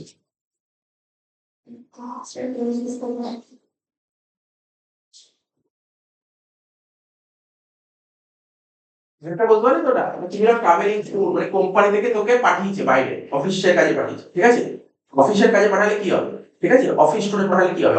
অফিসের কাজে পাঠালো, তোকে অফিসের কাজে পাঠিয়েছে, তো 2 দিনে যে কাজটা মিটিয়ে যাবে। তুই 2 দিনের জায়গায় তুই 3 দিন খেয়ে নিয়েছিস, একদিন বেশি করেছিস, তাহলে ওই একদিন থাকার জন্য খরচা হয়েছে, ওই যত টাকা খরচা হলো ওটার জন্য একসময় পাঠাবি। এবার তুই এক্সটেন্ড করিসনি, কিন্তু ফ্যামিলি মেম্বার নিয়ে গেছিস, এক্সটেন্ড হয়ে ফ্যামিলি মেম্বার নিয়ে গেছি, ফ্যামিলি মেম্বার যে যত টাকা খরচা হবে ওটা হচ্ছে ট্যাক্সেবল পার্সেন্টেজ, ঠিক আছে? এই সমস্ত টপিক দেয় না পরীক্ষায়, প্রফেশনাল কোর্স সিএসসিএম ওদের দেয় পয়েন্ট, বাট সিলেবাসে আছে, পয়েন্ট জানি না, যদি এরকম দেয় তাহলে কি হবে, ঠিক আছে? আচ্ছা দেখ শোন কি বলেছিল মেডিকেল ফেসিলিটি। আমি আগের দিন বলছিলাম মেডিকেল ফেসিলিটি কি হয়? তুই একটা কোম্পানিতে জব করছিস, যারা কোম্পানিতে জব করে তারা কোম্পানি থেকে মেডিকেল ফেসিলিটি পায়। দুটো অপশন দেয় তাদেরকে, তুমি মেডিকেল অ্যালাউন্সও থাকে, আবার মেডিকেল ফেসিলিটিও থাকে। মেডিকেল দুটো দেয় না, যে কোনো একটা দেয়, ঠিক আছে? তুমি যদি মেডিকেল অ্যালাউন্স নাও তাহলে মেডিকেল ফেসিলিটি পাবে, মেডিকেল ফেসিলিটি পাই, মেডিকেল অ্যালাউন্স পাবে। মেডিকেল অ্যালাউন্স কত দেবে? এই 500 টাকা করে দেয় মাসে, মাসে 500 টাকা করে দেয়। মাসে 500 টাকা করে দিলে বছরে কত করে? ওই তো 6,000 টাকা বাঁচে। ঠিক আছে? মেডিকেল অ্যালাউন্স কি হয়? মেডিকেল অ্যালাউন্স আমরা যে ট্যাক্সে করেছিস ইনকাম ফ্রম স্যালারিতে মেডিকেল অ্যালাউন্স কি হয়? Fully taxable. Fully taxable. Medical allowance যখন স্যালারি করবো তখন মেডিকেল অ্যালাউন্স দিয়ে দেবে। 6,000 টাকা। তাহলে ভাব আমি তোকে কেন বলছি কোনটা বেটার? মেডিকেল অ্যালাউন্স বেটার নাকি মেডিকেল এক্সপেন্স বেটার? তোর নিজেরাই বুঝতে পারবি। দেখ মেডিকেল অ্যালাউন্স মানে কি? তোকে প্রতি মাসে 500 টাকা করে দিবে। 6,000 টাকা। ঠিক আছে? এরকম তুই যত বছর কাজ করবি পাবি মেডিকেল অ্যালাউন্স পাবি। ঠিক আছে? আর মেডিকেল অ্যালাউন্স যদি দেয় তোকে মেডিকেল এক্সপেন্সেস দেবে না। আজকে ধর তুই একটা এমপ্লয়ি কোনো একটা কোম্পানিতে কাজে ঢুকেছিস, ঠিক আছে? এবার তোকে বলে তুমি কি ফেসিলিটি নেবে? মেডিকেল অ্যালাউন্সের ফেসিলিটি নেবে? তুমি কোম্পানি থেকে অ্যালাউন্স নেবে নাকি তুমি মেডিকেলের বেনিফিট নেবে? যারা ভর্তি হবে তারা মেডিকেল বেনিফিট নেবে। এবার তার এখনো বলতেই পারে তোর মেডিকেল বেনিফিট নিয়ে কি হবে? আমার তো 500 টাকা করে মাস চলে যাচ্ছে। তুমি ভাবতেই পারবে যে 6,000 টাকা 6,000 টাকা। কিন্তু আর যদি কোনো একটা বড় রোগ হয়, ঠিক আছে? তাহলে কোম্পানি কোনো বিয়ার করে। ঠিক আছে? এটা হচ্ছে মেডিকেল এক্সপেন্সেস। এইটা সেই কথা বলো। কোম্পানি থেকে তুমি মেডিকেল এক্সপেন্সেস সুবিধা পাও তার উল্টা কি হবে? ঠিক আছে? তাহলে তাহলে কি বললাম? মেডিকেল অ্যালাউন্স দিলে কোম্পানি থেকে যদি মেডিকেল অ্যালাউন্স দেয় তাহলে মেডিকেল এক্সপেন্সেস এর ফ্যাসিলিটি দেবে না। আর মেডিকেল এক্সপেন্স এর ফ্যাসিলিটি দিলে মেডিকেল অ্যালাউন্স দেবে না। ঠিক আছে? তাহলে কি বলছে এখন যেটা পড়াবো medical facility for employee and his household member. দেখে কোম্পানি যারা কাজ করে না শুধু কিন্তু সেই ফ্যাসিলিটি পায় না, যে কোম্পানিতে কাজ করে ফ্যাসিলিটি কিন্তু শুধু সেই পায় না, তার পাশাপাশি কে পায়? তার ফ্যামিলির মেম্বাররাও পায়। এবার এখানে ফ্যামিলি মেম্বার বলতে কাকে বোঝানো হয় সেটা বেসিক্যালি বলতে ফ্যামিলি মেম্বার বলতে কাকে বোঝায়? তার যে এমপ্লয়ি কাজ করছে সে তার স্পাউস। স্পাউস মানে তার বউ। হাজবেন্ড জব করে হাজবেন্ড এবং তার বউ ছেলে মেয়ে। ঠিক আছে? বাবা মা বলতে চলে আসে। ঠিক আছে? বাবা মা বলতে আসে। তো দেখ কি বলছে তাহলে ট্রিটমেন্টটা কি হতে পারে? তো ধর কোনো একটা এমপ্লয়ি ধর মিস্টার এক্স ধর টাটা কোম্পানিতে জব করছে। টাটা কোম্পানিতে জব করছে এবং টাটা কোম্পানি জব করলে এবার দেখতে হবে ওর কোম্পানি থেকে ওর মেডিকেল ফ্যাসিলিটি আছে কিনা। তো যদি মেডিকেল ফ্যাসিলিটি থাকে তাহলে তার নিয়ম কানুনটা কি এটা করতে হবে। ঠিক আছে? মেডিকেল ফ্যাসিলিটি থাকে। এবার এই ট্রিটমেন্টটা মেডিকেল ট্রিটমেন্টটা কোথায় করা হচ্ছে? ভারতবর্ষের মাটিতেই করছে নাকি বিদেশে গিয়ে ট্রিটমেন্ট করানো হচ্ছে? ঠিক আছে? সেটা লেখা আছে মেডিকেল ফেসিলিটি ফর এমপ্লয়ি, ঠিক আছে, and his household member in India. সে ভারতে যদি এই ট্রিটমেন্টটা করানো হয়, যদি ভারতবর্ষে যদি এই ট্রিটমেন্টটা করা হয়, ইন্ডিয়া না তাহলে কি হবে? তাহলে ভারতে কোথায় করাতে পারে? ভালো করে বুঝবি কোথায় করাতে পারে। ট্রিটমেন্ট করাতে পারে ইন গভর্নমেন্ট রিকগনাইজ হাসপাতাল। গভর্নমেন্ট রিকগনাইজ করেছে এমন কোন হাসপাতাল, বা এমনও করাতে পারে যেমন টাটা কোম্পানি, জানিস তো টাটার নিজের হাসপাতাল আছে, জানিস তো টাটার নিজস্ব হাসপাতাল আছে, টাটা কোম্পানির নিজের হাসপাতাল আছে। ঠিক আছে? তাহলে ধর তুই টাটা কোম্পানিতে কাজ চাকরি করছিস, তাহলে তুই ট্রিটমেন্ট করাবি কোথায়? টাটা কোম্পানির হাসপাতালে ট্রিটমেন্ট করাবি। তুই কি বলছিস? এরকম হতে পারে ট্রিটমেন্ট হতে পারে ইন এমপ্লয়ার্স ওন হাসপাতাল, মানে মালিকের নিজের হাসপাতালে। মালিকের নিজের হাসপাতালে কোথায় কোথায় ট্রিটমেন্ট হতে পারে আমরা বুঝবি। গভর্নমেন্ট রিকগনাইজ হাসপাতাল হতে পারে, এমপ্লয়ারের নিজের হাসপাতাল হতে পারে, বা গভর্নমেন্ট হাসপাতাল যেমন ধর এসএসকেএম বল, আরজি কর বল, নীলরতন বল। ঠিক আছে? এরকম গভর্নমেন্ট হাসপাতাল ট্রিটমেন্ট হতে পারে। তাহলে কোথায় কোথায় তুই ভারতে কোথায় কোথায় ট্রিটমেন্ট হতে পারে ভালো করে দেখ, ভালো করে বোঝ। এখানেই তোর ক্লাস শেষ হয়ে যাবে, কিছু সেরকম কোনো ব্যাপার নেই। আমরা বুঝতেই হবে, জাস্ট শুনলেই হয়ে যাবে। তাহলে এখানে কি বলছে তুই ভারতবর্ষে ট্রিটমেন্টটা করানো হয়, ভারতে কোথায় ট্রিটমেন্ট দিয়ে তুই এদিকে বল। এদিকে বল তুই একটা কোম্পানি চাকরি করছিস, তাহলে তুই তার কোনো একটা টাটা কোম্পানি চাকরি করছিস, ভারতীয় টাটা কোম্পানি আছে, ট্রিটমেন্টটা করা হয় কোথায়? ভারতীয়, বিদেশে না। যারা রোগ হয়ে ভারতীয় ট্রিটমেন্ট হয়। ঠিক আছে? ভারতীয় ট্রিটমেন্ট হয়। তাহলে কোথায় ট্রিটমেন্ট করাবে কি? যে তুই গভর্নমেন্ট হাসপাতালে করাতে পারিস, তুই গভর্নমেন্ট রিকগনাইজ হাসপাতালে করাতে পারিস, বা তুই কোথায় করাতে পারিস যে স্যার কোম্পানির যে কোম্পানির যদি নিজের হাসপাতাল আছে সেখানে করাতে পারিস। স্যার তিনটার মধ্যে ওর কোনটাই করানোর ইচ্ছা নেই, মানে কোনটাই করানোর ইচ্ছা নেই এটা বলা উচিত নয়। তার গভর্নমেন্ট হাসপাতালে করাতে পারিস না, ট্রিটমেন্ট গভর্নমেন্ট হাসপাতালে করাতে চাস না, হতে নাই করাতে পারি। গভর্নমেন্ট রিকগনাইজ হাসপাতালে করাতে চাস না, ঠিক আছে। কোম্পানির নিজের হাসপাতাল থাকলে কোম্পানি হাসপাতালে করবি, কিন্তু নেই কোম্পানি নিজের হাসপাতাল, তখন তুই কোথায় যাবি? না আমি কোথায় করবো তখন? কোথায় করবি তখন বল? নার্সিং হোমে করবো। এ পরে নার্সিং হোমে একবার বলেছি আমি, বুঝিস কি বললাম? আজকে ধর কোনো একজন এমপ্লয়ি ধর এক জায়গায় জব করছে, ঠিক আছে? এমন একটা কোম্পানি জব করছে, স্যার কোথায় জব করছে? ধর কগনিজেন্টে জব করে। ধর কগনিজেন্টে জব করছে। তো কগনিজেন্টে জব করছে তো ভালো পোস্টে চাকরি করছে। তাহলে ও তো কগনিজেন্টে ধর নিজের কোনো হাসপাতাল নেই, নিজের কোনো নার্সিং হোম নেই, তো ওখানে তো ট্রিটমেন্ট করতে পারবে না। তাহলে আর কি হচ্ছে? সে গভর্নমেন্ট হাসপাতালে করতে পারে না, গভর্নমেন্ট হাসপাতালে করবো। গভর্নমেন্ট হাসপাতালে না আমি এখানেও করবো না।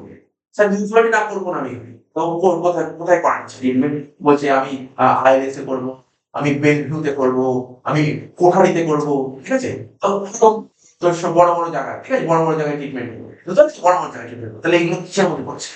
নার্সিং হোম, নার্সিং হোমে, নার্সিং হোম চাইছে আমি নার্সিং হোমে ট্রিটমেন্ট করবো, আদারওয়াইজ বুঝতে পারছি, প্রাইভেট নার্সিং হোম যেগুলো হচ্ছে না, ওখানে ট্রিটমেন্ট করে কি হবে? তাহলে কি বলছে, যদি এখানে ট্রিটমেন্ট করিস, এখানে দেখ, এখানে মানে জানিস গভর্নমেন্ট, গভর্নমেন্ট রিকগনাইজ হাসপাতাল হোক, গভর্নমেন্ট হাসপাতাল হোক বা মালিকের নিজের হাসপাতাল, এখানে ট্রিটমেন্ট যদি করিস তাহলে কি হবে? Fully exempt, fully exempt, fully exempt, ঠিক আছে, পুরোপুরি ছাড়। কিন্তু যদি তুই কোথায় করিস, নার্সিং হোমে করিস, পুরো ট্যাক্সেবল। স্যার কোনটা পরীক্ষায়? নার্সিং হোম, নার্সিং হোম, ঠিক আছে, নার্সিং হোমে ট্রিটমেন্ট করলে পুরোপুরি ট্যাক্সেবল, ফুললি ট্যাক্সেবল। বোঝা গেল কি বললাম? কিন্তু amount incur by the employer, fully taxable মানে কি, যদি তুই নার্সিং হোমে ট্রিটমেন্ট করিস, খরচাটা কে দেবে? কোম্পানি। কোম্পানি দেবে, তাহলে যত টাকা পেমেন্ট করবে তত টাকা ট্যাক্সেবল, এটাই বুঝেছে, ঠিক আছে। আর এটা কোথায় আসবে দেখ, সুন্দর করে লেখা আছে, fully taxable amount incur by the employer, বলি যেটা কিনা উইল বি ইনক্লুড করতে হবে স্যালারিতে, আসবে will be included in employees salary.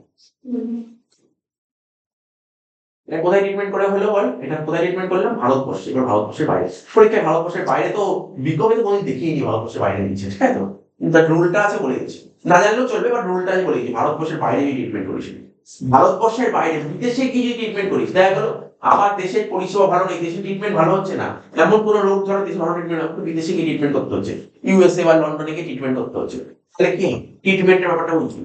কি বলছে, ট্রিটমেন্টের বেনিফিট, ট্রিটমেন্ট করতে একটা খরচা হবে, ট্রিটমেন্টের বেনিফিট, বেনিফিট অফ ট্রিটমেন্ট। এবার তুই তো লন্ডনে গিয়ে ট্রিটমেন্ট করাবে, তাহলে সেখানে থাকতে খরচা হবে, স্টে স্টে করতে খরচা হবে, আর কি বেনিফিট অফ ট্রাভেল, তুই তোর কলকাতা থেকে লন্ডন যাবি, যাতায়াত ভাড়া ট্রাভেল করতে খরচা আছে না, তাহলে কি কি বাকি হবে? তুই ফরেনে গিয়ে যে ট্রিটমেন্ট করাচ্ছিস কি কি খরচা করে? থাকার খরচা, যাতায়াতের খরচা, আর কিসের খরচা? ট্রিটমেন্টের খরচা, তিনটে খরচা, ঠিক আছে। কি বলেছে বল,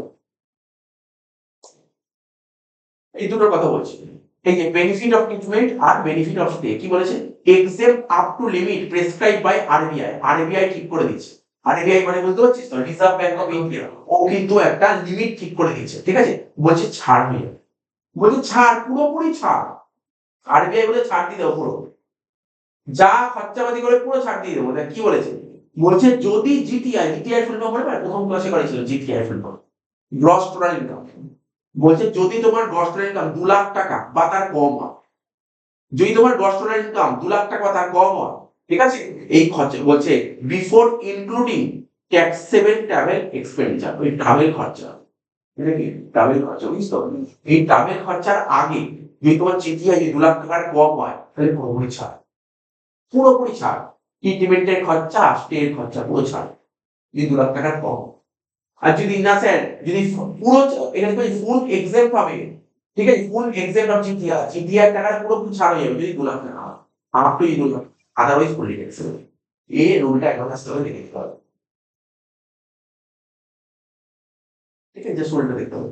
এখানে কি বলছে, তিনটে পয়েন্ট, এখানে কি বলছে, বলছে কি medical insurance premium is fully taxable, ঠিক আছে, medical insurance premium is fully taxable, ঠিক আছে, ফুললি ট্যাক্সেবল হবে না, ফুললি এক্সেম্পট হবে না, ঠিক আছে, এটা তো ভুল লেখা আছে, medical insurance premium is fully exempt, এটা মিন্স ফুললি এক্সেম্পট, ঠিক আছে, medical insurance premium fully exempt. তারপর কি বলছে, এক্সেম্পশন অফ স্টে, থাকতে যে exemption of stay and travel, ঠিক আছে, travel is allowed only for one patient and one attendant only, তাহলে থেকে স্টে করছিস, ধর এক জায়গা থেকে কলকাতা থেকে লন্ডনে গিয়ে ট্রিটমেন্ট করানো হবে, হ্যাঁ, তাহলে গিয়ে ট্রিটমেন্ট করাতে স্টে করতে হবে, স্টে করতে হবে, তাহলে সেক্ষেত্রে স্টে, এবার যে ট্রিটমেন্ট করাতে যাবে সে তো আর একা যাবে না, যে ট্রিটমেন্ট করাতে হবে তার লোক সে তো একা যাবে, তার ফ্যামিলি থেকে তো কাউকে নিয়ে যেতে হবে, ঠিক আছে। তো গভর্নমেন্ট অফ ইন্ডিয়া কি বলেছে, বলছে আমি এক পেশেন্ট একজন আর একজন অ্যাটেন্ডেন্ট চাই, মানে ওর সঙ্গে একজন, দুজন তিনজন চলে গেলে হবে না, যে ট্রিটমেন্ট করাতে আছে তার, আর তার সঙ্গে যে অ্যাটেন্ডেন্ট চাই, তাহলে এক্সেম্পশন পাবো কার, থাকার জন্য, কার পেশেন্টের থাকার, একজন অ্যাটেন্ডেন্ট, ঠিক আছে। আর ট্রাভেলের খরচা কার কার বিয়ার করা হবে, পেশেন্টের খরচা আর তার একজন অ্যাটেন্ডেন্ট, এটা এক্সেম্পশন এর জন্য হবে, একের বেশি হলে হবে। Exemption for treatment is allowed for employee, ঠিক আছে, স্পাউস ঠিক আছে।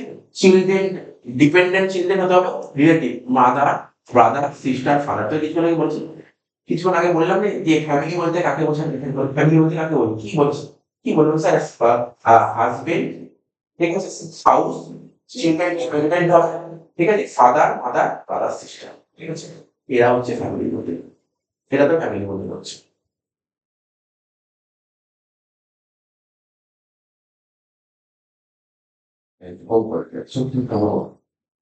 ছোট্ট একটা অঙ্ক, বাট এরকম অঙ্ক, এটা কোথায় এসেছিল দেখ, কোশ্চেনটা দেখে বুঝি কোথায় এসেছিল। সিএস কোম্পানি সেক্রেটারি যারা করে ওদের ইন্টার জুন মানে 2005 সালে এসেছিল, ঠিক আছে, ওদের এসেছিল, ঠিক আছে। এরকম কোশ্চেন আমাদের আসে না, বাট ও দেখছি ট্রিটমেন্টটা কোথায় দেখ, ফরেন থেকে ট্রিটমেন্ট হচ্ছে, ট্রিটমেন্ট করেছে কোথায়, ফরেন। বলছে এক্স লিমিটেড মানে কোম্পানি রিএম্বার্স মানে কি, ওই তো ওই টাকা দিয়ে দেবো, পরে কোম্পানি দিয়ে দেবে। কোম্পানি খরচা করে, ঠিক আছে। The following medical expenditure on medical treatment of the son of an employee, ঠিক আছে, এমপ্লয়ি ওয়াই, মানে এই এক্স কোম্পানিতে চাকরি করে একজন এমপ্লয়ি ওয়াই, তার যে ছেলে আছে তার ছেলে মেডিকেল ট্রিটমেন্ট করেছে, ঠিক আছে, কোথায় নিয়ে কি করেছে, ইউকে, ইউকে থেকে ট্রিটমেন্ট করেছে। যেতে ট্রাভেলিং খরচা কত হয়েছে দেখ, 1,15,000, ঠিক আছে, ট্রাভেলিং খরচা যে 1,15,000, তারপর বলছে কি স্টে এক্সপেন্সেস, থাকার খরচা ইউকে তে, ঠিক আছে, 45,000 টাকা, ঠিক আছে, অ্যাকচুয়ালি খরচা 70,000 টাকা, কিন্তু আরবিআই পারমিট করে 45,000, ঠিক আছে, আরবিআই কত পারমিট করে, মেডিকেল খরচা পারমিটেড বাই আরবিআই, আরবিআই কত বলছে 50,000 টাকা, কিন্তু অ্যাকচুয়াল খরচা 80,000, আরবিআই বলে যে না তুমি কত খরচা করো, আমি বলছি 50,000 টাকাই ঠিক, আরবিআই বলে দিয়েছে। So you compute the taxable perquisite in respect of the above assessment year 25-26 in the hands of Y. ঠিক আছে, Y এর হাতে, এমপ্লয়ি হাতে। If gross total income ওই ট্রাভেলিং এক্সপেন্সেস এর আগে ইনক্লুড করার আগে যদি 1.5 লাখ টাকা হয় তাহলে কি হবে, যদি ট্রাভেলিং খরচা 1.5 লাখ টাকা হয় তাহলে কি হবে, যে ট্রাভেলিং কি বলে জিটিআই 1.5 লাখ হয় তাহলে কি হবে, জিটিআই 2,20,000 হয় তাহলে কি হবে, প্রথমটা এটা যদি জিটিআই 1.5 লাখ টাকা হয়, জিটিআই 1.5 লাখ টাকা তাহলে কি হবে, ঠিক আছে, জিটিআই 1.5 লাখ টাকা হয় তাহলে কি হবে, অ্যান্সার গুলো তোকে করতে হবে। যদি 1.5 লাখ টাকা হয় তাহলে ট্যাক্সেবল ভ্যালু অফ পার্টিকুলার কত হবে, দেখ ভালো করে বুঝবি। প্রথমে কি ছিল, ট্রাভেলিং এক্সপেন্সেস, এক্সট্রা দেবো না, বলছে ট্রাভেলিং হচ্ছে 1,15,000, বলছে reimbursement of travelling expense not treated as particular if GTI before inclusion of such expenses. এখানে বলছে 1.5 লাখ টাকা, আমি কি নিয়মটা কি লিখেছিলাম, 2 লাখ টাকা, 2 লাখ টাকা বা তার কম হবে, দেখ নোটটা পর বারবার করে পড়ে নে তাহলে বুঝতে পারবি এখানে কি লেখা আছে। এই যে এক্সেম্পট হবে up to limit prescribe limit by RBI যা ঠিক করেছে তত অবধি এক্সেম্পট হবে। কি বলেছে, জিটিআই যদি 2 লাখ টাকা বা তার কম হয়, এখানে কত হচ্ছে 1.5 লাখ টাকা, 2 লাখ টাকার কম, before including taxable travel expenditure, তাহলে এখানে 1.5 লাখ টাকা বা 2 লাখ টাকার নিচে আছে, তাহলে কি হবে, ট্রাভেলিং এক্সপেন্স বা খরচা 1,15,000 আসলোই না, কেন আসলো না, বলছে নট ট্রিটেড এটাকে পারমিট বলে গণ্য করা হবে না, মানা হবে না, কেন, জিটিআই কত 2 লাখ টাকার নিচে এসেছে, জিটিআই 2 লাখ টাকার নিচে এসেছে বলে ট্রাভেল এক্সপেন্স নেওয়া হবে। তাহলে এখানে বারবার করে পড়বি, এখানে কি ব্র্যাকেটে কি লিখেছে, বলছে before including taxable travel expense নেই, ঠিক আছে, এর মধ্যে আছে কেন, এর মধ্যে আছে কারণ এখানে জিটিআই 2 লাখ টাকা ক্রস করে গেছে, এখানে জিটিআই 2 লাখ টাকার নিচে আছে তাই নিয়ে নিয়ে এখানে 2 লাখ টাকা ক্রস করে গেছে বলে দিয়েছি, ঠিক আছে। এবার কি স্টে এক্সপেন্স থাকতে খরচা হয়েছে, কত খরচা হচ্ছে না, ছাড়তে কত খরচা হয়েছে, অ্যাকচুয়ালি খরচা করতে 70,000 টাকা, কিন্তু আরবিআই বলে 45,000 টাকা দিলেন, তাই না, কত টাকা, কোম্পানি থেকে তো খরচা করছে 70,000, ঠিক আছে, কিন্তু এই পারপাসে আরবিআই কত মান্য দেয়, কত টাকা খরচা হওয়া উচিত ছিল, আরবিআই কি হয় 45, তাহলে কত টাকা তুই ফেসিলিটি নিয়েছিস, কত টাকা এক্সট্রা ফেসিলিটি হলো, বুঝতে পারলি তো, এক্সট্রা ফেসিলিটি কত হলো বল, 25,000 টাকা, তো দুটো দিয়ে বসে গেল। আর লাস্ট কি বলেছে, medical is permitted by RBI, medical খরচা আরবিআই বলেছে 50,000 টাকা, কিন্তু অ্যাকচুয়ালি খরচা 80,000, কত হচ্ছে এক্সট্রা 30,000 টাকা, ট্যাক্সেবল ভ্যালু কত, বুঝতে পারছিস, এটা হচ্ছে সিম্পল জিনিস। মেন ব্যাপারটা কি এখানে, জিটিআই 2 লাখ টাকার বেশি হলে কি হবে, জিটিআই 2 লাখ টাকার কম হবে, জিটিআই 2 লাখ টাকার বেশি হলে ট্রাভেলিং এক্সপেন্সেস নেবে, জিটিআই 2 লাখ টাকার কম হলে ট্রাভেলিং এক্সপেন্সেস নেবে, ঠিক আছে, বারবার করে দেখছি এটাই বলছি, আর কিছু না, এক্সেমশন কত হবে, আপ টু লিমিট কত অবধি বাদ যাবে, আরবিআই যেটা প্রেসক্রাইব করেছে, আরবিআই যেটা প্রেসক্রাইব করে সেটাই বাদ যাবে।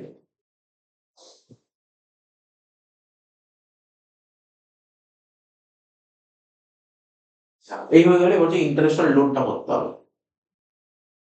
ইন্টারেস্টাল লোন নিচে ছিল না?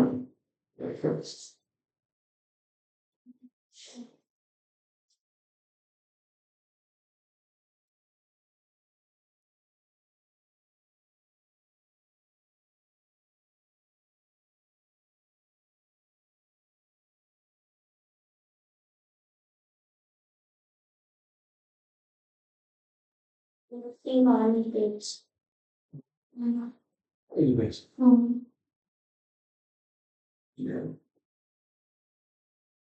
কোম্পানিতে যারা কাজ করে, আজকে ধর কোনো একজন স্টাফ, ওর বিভিন্ন রকমের সমস্যা দেখা দিয়েছে, ধর ওর ওর কোনো বাড়ি করতে ইচ্ছা করছে, বা ধর ওর কোনো ফ্ল্যাট কিনতে ইচ্ছা করছে, ঠিক আছে, বা ধর বাড়িতে ধর ছেলে বা মেয়ে আছে, তার এডুকেশনের ডেভেলপমেন্টের জন্য লোন নিতে হবে। তা মানুষের যদি কেউ যদি কোনো কোম্পানি জব করে, তো ও তখন লোন নিতে গেলে লোন কার থেকে নেয়? কোম্পানি জব করলে তার কোথা থেকে নেয় টাকা পয়সা? ব্যাংকের থেকেও নিতে পারে, এবার কোম্পানি থেকেও নিতে পারে। কোম্পানি এবার পয়সা কোথা থেকে নেওয়া উচিত? ব্যাংকের থেকে নেবে নাকি কোম্পানি থেকে নেবে? কোম্পানিতে সবার প্রথম কি করে, কোম্পানিতে যদি ফেসিলিটি থাকে তাহলে কোম্পানি থেকেই নেবে। কোম্পানি যদি ফেসিলিটি না থাকে তখন কোথায় যাবে? ব্যাংকে। তখন ব্যাংকে যাবে, ঠিক আছে, তখন ব্যাংকে যাবে। আমি একদম সিম্পল একটা উদাহরণ বলছি। আজকে ধর কেউ আজকে ধর বাড়ি করবে, ফ্ল্যাট ফ্ল্যাট কিনতে ধর ওর 40 লাখ টাকা লাগবে, ভালো ফ্ল্যাট কিনতে 40 লাখ টাকা লাগবে, ভালো নর্মাল ফ্ল্যাট 40 লাখ টাকা, 2 BHK, ঠিক আছে, একটা ফ্ল্যাট কিনতে 40 লাখ টাকা লাগবে, ঠিক আছে। এবার ব্যাংকে গেছে লোনের জন্য, ঠিক আছে, ব্যাংক বলেছে আমি তোমার থেকে, সাপোজ আমি বলছি 15% ইন্টারেস্ট নেবো, সাপোজ ব্যাংক বলে 15% ইন্টারেস্ট নেবে। এবার ও এখন চিন্তা কি করে, কোনো ব্যাংকে থেকে 15% ইন্টারেস্ট নেবে, আর যদি 40 লাখ টাকা লোন নেয় এবং শোধ করতে হবে 80 লাখ টাকা, তখন দেখা যায় যে এত টাকায় শোধ করতে হবে, 40 লাখ টাকা লোন নেবে, 80 লাখ টাকা শোধ করতে হবে। এবং ও যা প্রতি মাসে যা যা মাইনা পাবে, অর্ধেক টাকা ওই লোনের ইএমআই গুনতে গুনতে চলে যাবে, ঠিক আছে। এবার ও তখন ভাবলো, তখন এই ও চিন্তা কাজ করতেও চিন্তা করছে, টিফিনটা চিন্তা করছে, ওর পাশে ওর অফিসের আর একটা স্টাফ আছে, পাশে অফিসে একটা স্টাফ আছে, বলছে কি এত চিন্তা কিসে? বলছে একটা ফ্ল্যাট নেবো ভাবছি, কিন্তু টাকা অ্যারেঞ্জ করে উঠতে পারছি না, ব্যাংকে গেছি, ব্যাংক 15% ইন্টারেস্ট দিচ্ছে। বলছি আমরা যে কোম্পানিতে কাজ করি, কোম্পানি থেকে একটা অফার, মানে কোম্পানি থেকে স্টাফদের জন্য তো মালিক খুব ভাবে, তো কোম্পানি থেকে ফ্রি অফ কস্টে, কোম্পানি থেকে কোনো ইন্টারেস্ট নেবে না, কোম্পানি থেকে কোনো 1 টাকাও ইন্টারেস্ট নেবে না, ঠিক আছে, কোম্পানি অ্যাপ্লাই করে দেখতে পারিস, লোন পেয়ে যাবে। সুতরাং তুই যে 40 লাখ টাকা 40 লাখ টাকা দিতে হবে, 40 লাখ টাকা দিতে হবে, কিন্তু তোকে ইন্টারেস্ট দিতে হবে কিছু। তো বলছে তো ভালো, তো তাহলে আমি কোম্পানি থেকে লোনটা নেবো। তাহলে ভাব, তুই ব্যাংকের থেকে নিস, ব্যাংকে 15% সুদ দিতে হবে, কোম্পানি থেকে নিলে কোম্পানির কত সুদ দিতে হবে? 0 সুদ দিতে হবে। তুই সুবিধা কত পাবি বল দেখি, কতটা সুবিধা পাবি?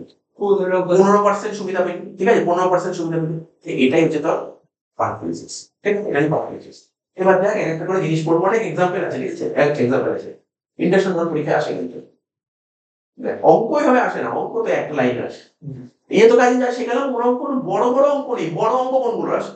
বড় অঙ্ক কোনগুলো আসে? গ্র্যাচুইটি, লিভ স্যালারি, পেনশন, ওইগুলো, রেট ফি অ্যাপয়েন্ট, এই চাইবে, এইগুলো বড় অঙ্ক, এগুলো এক একটা বড় অঙ্কের মধ্যে একটা অ্যাডজাস্টমেন্ট, একটা লাইন লেখা থাকে, একটা লাইন, জাস্ট ওই লাইনটা কি বলতে, interest free, interest free loan মানে, আরে আরে তুই বল, তুই কোম্পানি থেকে লোন নিলি 40 লাখ টাকা, কোম্পানি তোর থেকে ইন্টারেস্ট নিল, তো এটা কি লোন বলে?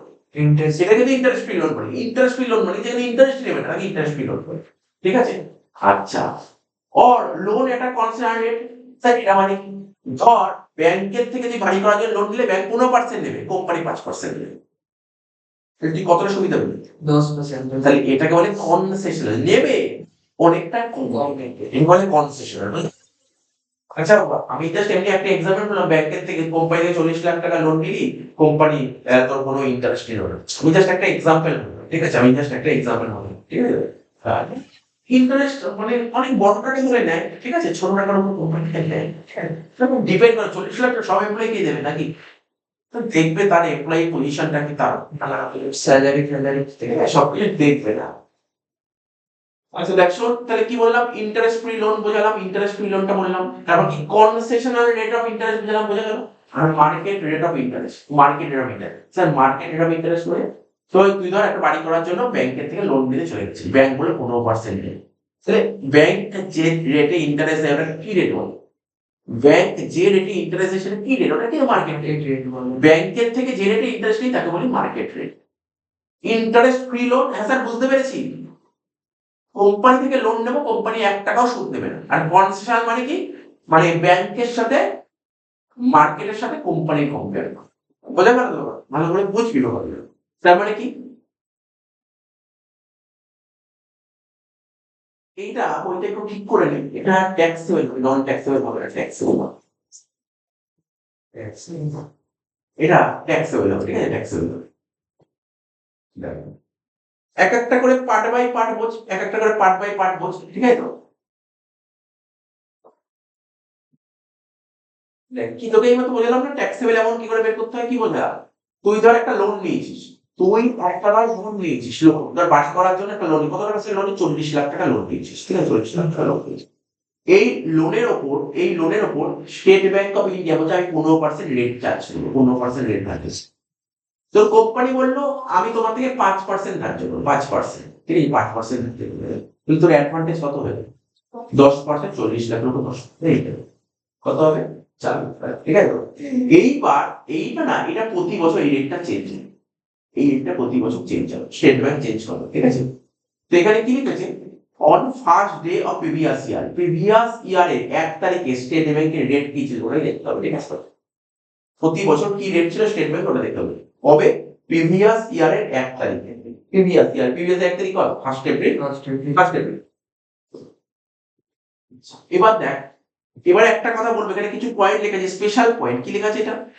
Loan amount ₹20,000 in aggregate not taxable. তুমি তো কোথাও লিখে রেখেছি, তুই ধর একটা লোন নিয়েছিস, কত টাকা লোন নিয়ে? 10,000 টাকা, ঠিক আছে? বলেছে, এখানে বলেছে তুমি কোম্পানি থেকে লোন নেবে, সেই লোনের অ্যামাউন্ট যদি 20,000 টাকা নিচে হয়, ঠিক আছে, তাহলে তাকে বলা হয় ট্যাক্স ফ্রি পার্টিসিপেট। কি বললাম?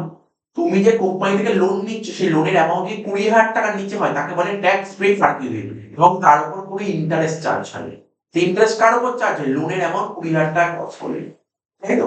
তার মানে তুই প্রথমে একটা লোন নিলি 10,000, তাহলে এটা কি বলবো? Tax free participate. তারপর L2 মানে 2 নম্বর লোন নিলি, আর তুই টিভি কেনার জন্য লোন নিবি, এটা ধর মোবাইল ফোন কেনার জন্য লোন নিবি, মানে বিভিন্ন পারপাসে লোন নিবি, ঠিক আছে? তো এটা ধর 6,000 টাকা লোন নিবি, তো এই দুটো লোন নিলে কত টাকা লোন প্লাস করছে? 16,000 টাকা, ট্যাক্স ফ্রি। 3 নম্বর লোন নিলে তো 15,000 টাকা, কোথায় কিন্তু নেই 31,000 টাকা। টোটাল তিনটে মিলিয়ে মানে লোনের অ্যামাউন্ট 20,000 টাকা পাস করেছে, তাহলে কি হবে? ট্যাক্স সেভেল পারবি, কি বলে এটাকে? ট্যাক্সেবল পারকুইজিট, ঠিক আছে, ট্যাক্সেবল পারকুইজিট। জিনিসটা বলতে পারলি what is tax free perquisite আর হোয়াট ইজ ট্যাক্সেবল পারকুইজিট, এই ওকে। তাহলে কি বললাম, খুব টু দা পয়েন্টে তোকে বুঝতে হবে। লোন অ্যামাউন্ট টোটাল, তুই যতগুলো লোন নিবি 1 বছর সব করা লোন মিলিয়ে যদি 20,000 টাকা ক্রস করে যায়, তখন তাকে কি পারকুইজিট বলে? ট্যাক্সেবল পারকুইজিট, এবং তার উপর ইন্টারেস্ট চাপাতে হবে, ঠিক আছে? যদি লোনের অ্যামাউন্ট 20,000 টাকা ক্রস না করে, তখন ট্যাক্স ফ্রি পারকুইজিট, ওর উপর ইন্টারেস্ট চাপাতে হবে।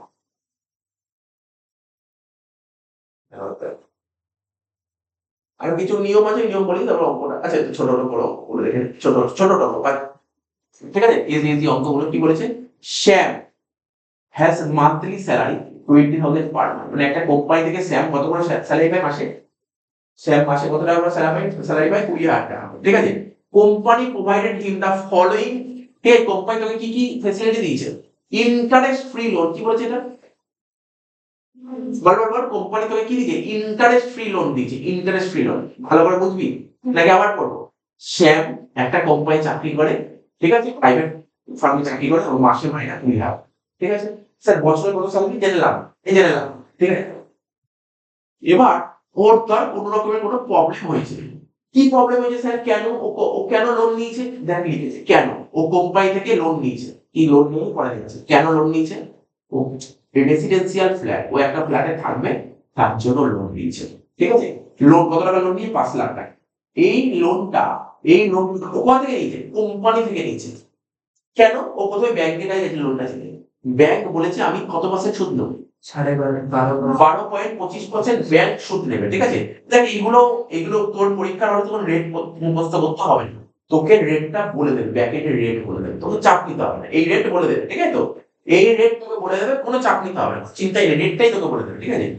কিন্তু রেট এমনি তৈরি হয়, মানে প্রতি বছর ইনকাম ট্যাক্স এটা ডিক্লিয়ার করে কত রেট হয়, প্রতি বছর আলাদা রেট হয়।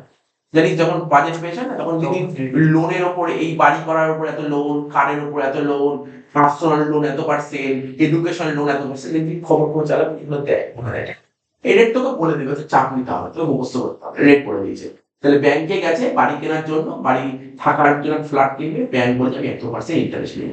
তখনও কোম্পানি এ থেকে কোম্পানির কাছে শুনলো যে কোম্পানি থেকেও লোন পাওয়া যায় থাকার জন্য, ঠিক আছে। তো কোম্পানি থেকে লোন নিলে কোম্পানি 1 টাকাও সুদ দেবে না। 1 টাকাও সুদ দেবে না, বুঝছো? 1% সুদ দেবে না। দেখ কি বলবি, কেন স্যার নেবে না, কি করে বুঝলি? তো লিখেছি ইন্টারেস্ট ফ্রি, 1 টাকাও সুদ নেবে না। তাহলে তুই বল, তুই কত সুবিধা পেলি? 12.25% সুবিধা পেলি। কতটা সুবিধা পেলি? আর সুবিধা থেকে সুবিধা পেলি কার থেকে? কোম্পানি থেকে। এটাই তো পারবি, এটাই তো পারবি। তাহলে কত হবে স্যার? 5 লাখের 12.25%। 5 লাখের উপর কত হচ্ছে? 12.25%। দেখি কোথায় আছে অ্যান্সারটা, করে দিতে কোথায়। এইটা এইটা কি, loan amount into SBI rate minus actual rate. Actual rate মানে কোম্পানি থেকে এই রেট চলছে, ঠিক আছে। স্যার এত হলো স্যার 6/12 কেন করলি, এটা তো বুঝতে পারলাম না। শোন, এখানে এখানে লোনটা নেওয়া হয়েছিল কবে? 1/10/19-এ। তোর পরীক্ষা যদি 1/10/19 থাকে তাহলে কিন্তু 6/12 হবে না, তাহলে কিন্তু 12/12ই হবে। কিন্তু লোনটা 1/10/19 না 19টাকে ডেটটা একটু চেঞ্জ করে দিবি, বুঝিস তো? তাহলে কত আমাদের বেবিয়াস এর কত চলছে? 24-25। তাহলে এটা করে দে 1/10/24 করে দে। 1/10/24 করলেই 6/12 হবে, ঠিক আছে। বুঝতে পারলি কেন?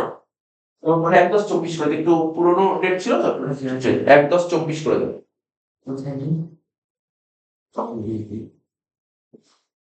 1/10/24 করে দেবে, ঠিক আছে। ঠিক আছে, ক্লিয়ার হলো? তাহলে বুঝতে পারলি এই যে এখানে যে আমি করলাম না, এই যে 30,600, এটা নিয়ে কোনো ডাউট নেই বল? এটা নিয়ে কোনো ডাউট আছে? এটা বুঝতে পেরেছিস ব্যাপারটা? এটা খুবই ছোট, একদম ইজি পয়েন্ট তুলছে তোর পরীক্ষায়, এবার তো ইজি পয়েন্ট দেবে। এই যে তোকে যে নিয়মগুলো পড়াই দিলাম, পড়ার জন্য অঙ্ক করতে কোনো অসুবিধা হবে না। তার কারণ এইগুলো ভালো করে বুঝতে হবে, এইগুলো বুঝতে পারলে অঙ্ক বারবার কোনো অসুবিধা হবে, ঠিক আছে। হোমওয়ার্ক দিতে পারবে একদম। আমি ওকে 2 দিন করাবো, হয়তো আর 2 দিন স্যালারি করালে বা কিছু হোমওয়ার্ক দিয়ে বাইরে করবে করবে, কিন্তু কিছু নেই, আর কোনো জায়গা নেই। এই সব শেখানো কাজ শেষ। আচ্ছা দেখ এবার কি বলছে, এডুকেশন লোন নিয়ে আছে কেন? ছেলের জন্য, ছেলের জন্য এডুকেশন লোন। ছেলে কোম্পানি থেকে এডুকেশন লোন নিয়ে, কোম্পানি থেকে বলছে ফ্রি, কোম্পানি কোনো ইন্টারেস্ট নেবে না, কিন্তু ব্যাংক কত নেবে? 11.5%। তো সুবিধা বুঝতে পারলি? বল পারবি কি পারবি না, বল কি হবে অ্যান্সারটা? অ্যান্সার কি হবে স্যার? এই তো 15,000 টাকার উপর ডাইরেক্ট 11.5% একই না, বল দেখি। এটাই তো হওয়া উচিত, তাই করেছি। 15,000 টাকার উপর 11.5%। স্যার এখানে আবার 6/12 করা হচ্ছে, কারণ লোনটা তো নিয়েছি কবে? 1/10/24 এই জন্য 6/12 বোঝা গেল, মানে 6/12 হচ্ছে। আচ্ছা তোর পরীক্ষায় যদি ঘুরিয়ে বলি স্যার, স্যার ধরুন ধরুন ধরুন এখানে 24 বলে, ধরুন 19ই বলেছে, তাহলে কিন্তু 6/12 হবে। 6/12 কেন বলবো বল? 6/12 টাইম টাইম জব করছি, এটা অবশ্য স্টুডেন্ট এত বেকার কোশ্চেন। 23-24 এটা কি 1/4/23, এটা 31-3-24। তাহলে তুই লোনটা নিয়েছিলি কবে স্যার? 1/10/24। তাহলে ইন্টারেস্ট কবে থেকে দিই? যেদিন লোন নিই তারপর থেকে। ঠিক আছে, ওটা এটা 23 থেকে দিই না।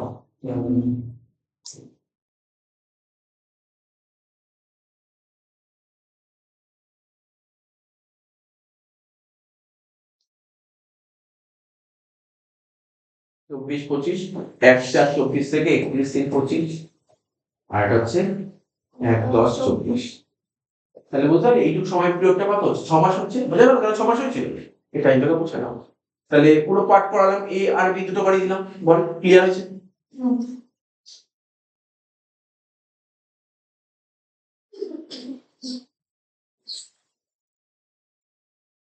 এবার বলছে দেখ, এবার এই অঙ্কটা করবো, এই অঙ্কটা করবো, তাহলে দেখ অঙ্কটা করবো।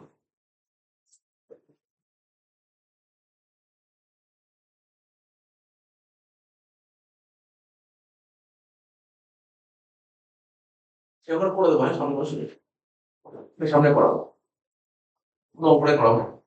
Determine the taxable value of perquisite in the following cases. বলছে শঙ্কর হ্যাজ বিন গ্রান্টেড, ঠিক আছে, a housing loan for 4 years, 1 lakh টাকা, ইন্টারেস্ট ফ্রি অ্যাজ অন 1/4/24। ঠিক আছে, এইবার প্রশ্ন হলো স্যার শঙ্কর তো ধরুন লোন নিয়েছে, কত টাকা লোন নিয়েছে, 1 লাখ লোন নিয়েছে, কিন্তু ইন্টারেস্ট ফ্রি। দেখ ইন্টারেস্ট ফ্রি, অর্থাৎ কোম্পানি থেকে 1 লাখ টাকা লোন নিয়ে কোম্পানি 1 টাকাও ইন্টারেস্ট নেবে না। কিন্তু ওকে তো আগে জানতে হবে ব্যাংকে কত পার্সেন্ট বলছিল 1 লাখ টাকা, তুই একটা কি লোন নিয়েছে, হাউজিং লোন। এবার হাউজিং লোনের ওপর স্টেট ব্যাংক কি রেট চার্জ করেছে, স্যার বলেনি তো এখানে কি রেট চার্জ করে, তাহলে এখানে বলে দেবে নিচের লাইনে বলে দিচ্ছে, দেখ নিচে চলে যাবে, নিচে স্টেট ব্যাংক কত পার্সেন্ট চার্জ করে দেখ বলে দিচ্ছে। এটা কি বলছে, SBI rate of interest on first day of previous year কত, হোম লোনের উপর কত পার্সেন্ট, 10%। তাহলে স্টেট ব্যাংক 10% চার্জ করেছে, কিন্তু তুই যদি এই লোনটা কোম্পানি থেকে নিস, কোম্পানি 1 টাকাও সুদ দেবে না, তাহলে কত বেনিফিট হয়ে গেল, 10%। 10% বেনিফিট হয়ে গেল, তাহলে দেখ কত হচ্ছে অ্যান্সার, 10% কত হচ্ছে অ্যান্সার, বল অ্যান্সার বল কত হওয়া উচিত, স্যার 1 লাখ টাকা 10% 10,000 টাকা অ্যান্সার হওয়া উচিত, বল হ্যাঁ কি না, বুঝেছিস, হ্যাঁ কি না, 10,000 টাকা অ্যান্সার হওয়া উচিত। তাহলে এখানে পাশে করে দিই, আমরা পাশে করে দিই, কি হবে অ্যান্সারটা, এখানে করে দিচ্ছি তখন হয়ে যাবে তো, 1 লাখ টাকা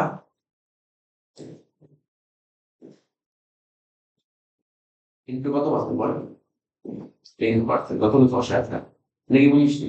এই 10,000 টাকা কি বলে, এই 10,000 টাকা কি বলে জানিস, 10,000 টাকা আচ্ছা ইন্টারেস্ট কেন চাপালাম বলতে হবে, ইন্টারেস্ট কেন চাপালাম, লোনের অ্যামাউন্ট 20,000 টাকা ক্রস করে গেছে, নাহলে ইন্টারেস্ট চাপাতাম না, বুঝিস তো, লোন যদি 20,000 টাকা মতো তাহলে ইন্টারেস্ট চাপাতাম না, লোন অ্যামাউন্ট যদি 20,000 টাকা ক্রস করে তাহলে ইন্টারেস্ট চাপাবো, লোন অ্যামাউন্ট 20,000 টাকা ক্রস করে গেলে তাহলে যে ইন্টারেস্ট চাপাতে পারবো।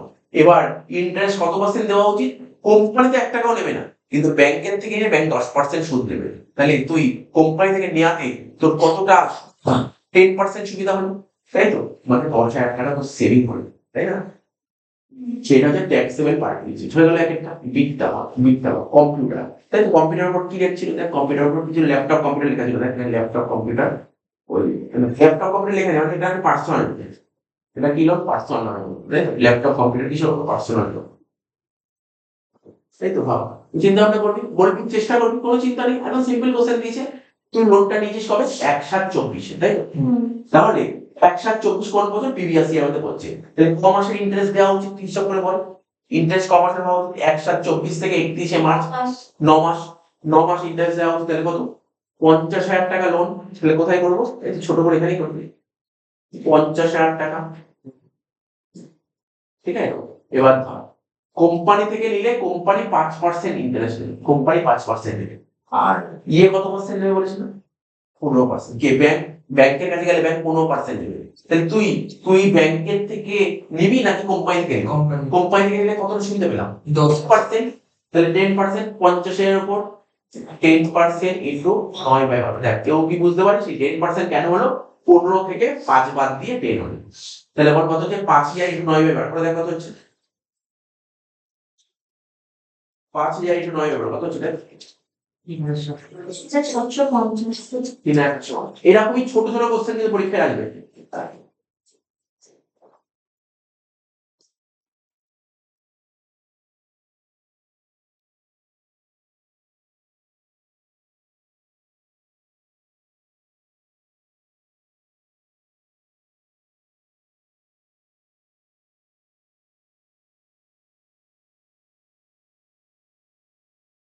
বুঝলেন, পরীক্ষায় এরকম ছোট ছোট কোশ্চেন কেন বললাম, এভাবে আসবে 3,000, এটা পরীক্ষায় কেমন দেবে জানিস, এরকমই ধর একটা বড় অঙ্কের মধ্যে এরকম একটা লাইন তুলে দেবে, এটা হচ্ছে একটা অ্যাডজাস্টমেন্ট, এরকমই একটা অ্যাডজাস্টমেন্ট। নেক্সট কি বলেছে, Pankaj has been granted a car loan, বল কারের উপর কত বসে, বই দেখ নিচের দিকে দেখ, কার লোনের উপর কত বসে ছিল, হ্যাঁ হ্যাঁ 10%. কারের উপর 10%, এবার এই কার লোনের যে টাকাটা, এই 2 লাখ টাকা যদি কোম্পানি থেকে নিস, কোম্পানি কত পার্সেন্ট চাপাবে, 7%, তাহলে কোম্পানি থেকে নেওয়াতে কত পার্সেন্ট সুবিধা হয়ে গেল, 3%, অ্যান্সার হবে 3%, কত হবে, তো 2 লাখের উপর 3% কত হবে, 6,000, অ্যান্সার হবে 6,000, ক্লিয়ার।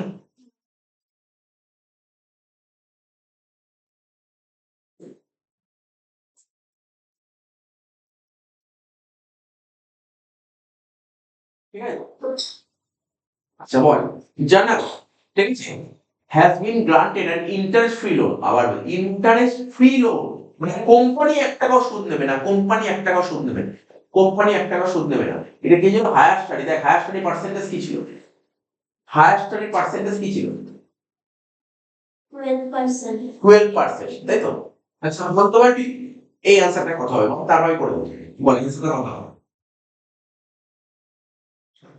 বল এই অ্যান্সারটা কত হবে?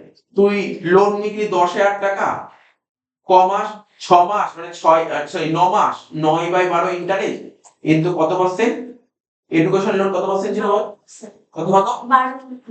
12%। তুই যদি কোম্পানি থেকে লোন নিস তাহলে 1 টাকাও সুদ দেবে না, কিন্তু ব্যাংকের থেকে লোন নিয়ে 12% সুদ দেবে। ঠিক আছে, তাহলে কত হচ্ছে অ্যান্সার করে দেখ। কত কি 12 কেটে গেল, তাহলে দুটো শূন্য কেটে গেল, 900 টাকা, 900 টাকা আসবে, তাই না? তাহলে যারা যারা বললে 900 টাকা তারা প্রত্যেকে ভুল করে ফেলেছে। কারণ এখানে কি বলছে যে লোনটা নেওয়া হয়েছিল, লোনের অ্যামাউন্টটা কত ছিল?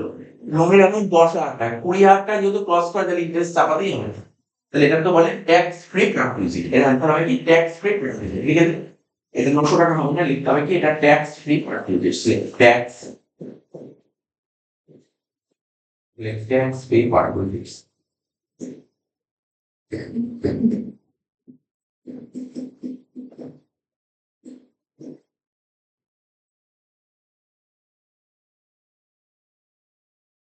ই নম্বর পয়েন্ট কি বলেছে দেখ, ই নম্বর পয়েন্ট বলছে Miss Sanam has been granted a loan for furniture, furniture কেনার জন্য লোন নিয়েছে 1,00,000 টাকা, ইন্টারেস্ট হবে 1/7/24 লোন নিয়ে কবে নিয়েছে? 9 মাসে, তাই 9/12 ইন্টারেস্ট হবে, তাই তো?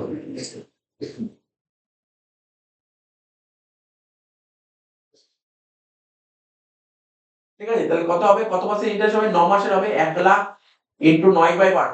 কিন্তু কোম্পানি 7% নেবে, কিন্তু ব্যাংক কত পার্সেন্ট দেবে? 15% হয়ে যায় তো। ফার্নিচার মানে কি পারছো না? 15%। 15%, তাহলে কত হচ্ছে করে দেখ।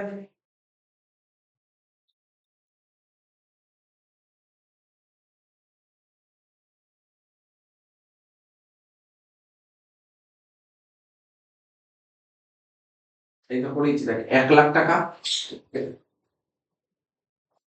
15 থেকে 7 বাদ দিলে কত? 8% ইন্টু কত? 9/12।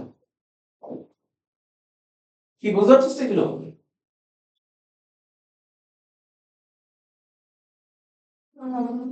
কত কত? 6,000। এটা হলো 6, পরের পার্টটা কর, 3,00,000 টাকা কর। 3,00,000 টাকা লোন নিয়ে 1/10/24, 6 আসতো।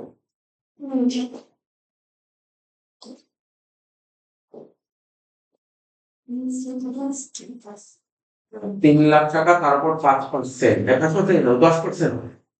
মিসেলিনিয়াস পারপাস মানে কি হবে?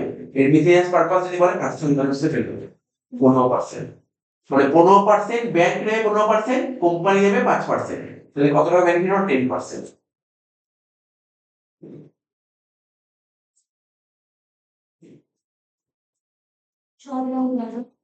তাহলে 6 নম্বর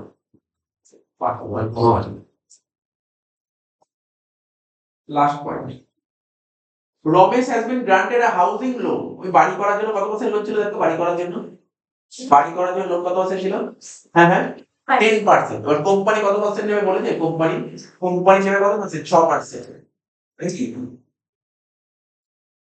বলছে Ramesh has been granted a housing loan 18 years 1,00,000 টাকা as on 1/7/24, on 31st December 2024 he has been further granted loan 24,000, 6% miscellaneous expenses। তাহলে কত টাকা লোন নেওয়া হয়েছিল দেখ।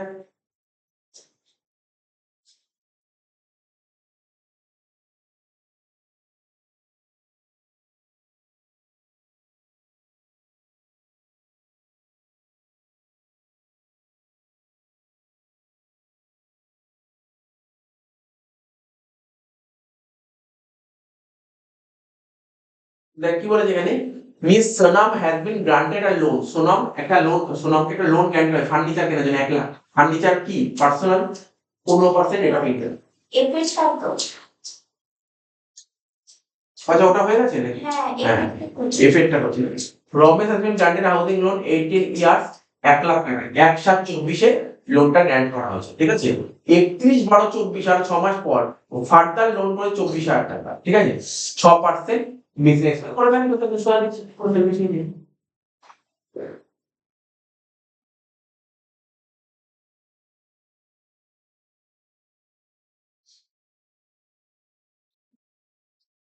এটা দেখ কি হচ্ছে।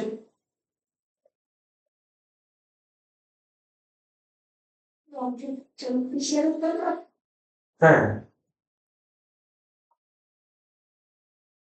ওই তো বলছে দেখ 1 লাখ টাকা দিয়েছে, কি সমস্যা কোথায়? হ্যাঁ।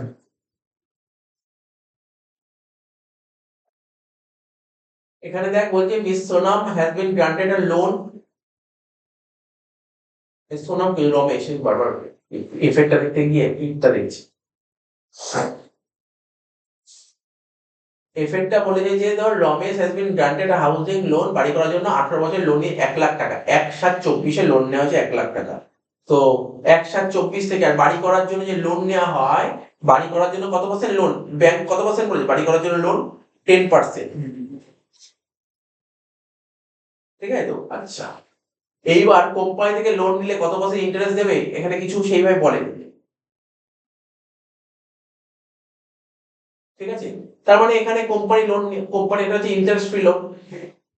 বাড়ি করার জন্য যে লোন নেবে, এখানে দেখ কি বলছে, বাড়ি করার জন্য, বাড়ি করার জন্য রমেশ ব্যাংকে গেছে লোন নেওয়ার জন্য, ঠিক আছে 1 লাখ টাকা। তো ব্যাংক বলেছে কত পার্সেন্ট ইন্টারেস্ট নেবে, দেখ কত বলেছিল, 10%। ব্যাংক 10% নেবে, কিন্তু কোম্পানি কত পার্সেন্ট নেবে কোথায় বলেই, বলেনি। তার মানে আমি ধরে নিতে পারি কোম্পানি কোনো টাকাই নিচ্ছে না ইন্টারেস্ট। তাহলে কত হবে বলে answer? 1 lakh into 10%, 9/12।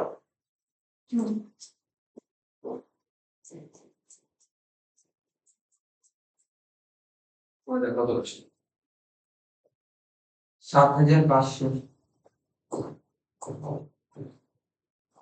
Next 31/12/24 he has been further granted A loan, আবার লোন নিয়েছে কত টাকা, 24,000।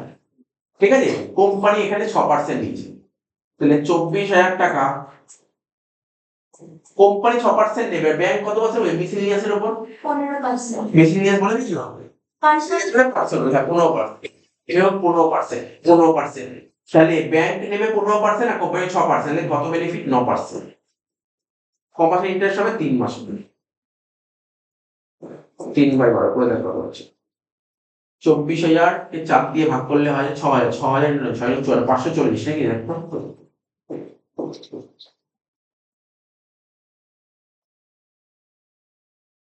হ্যাঁ।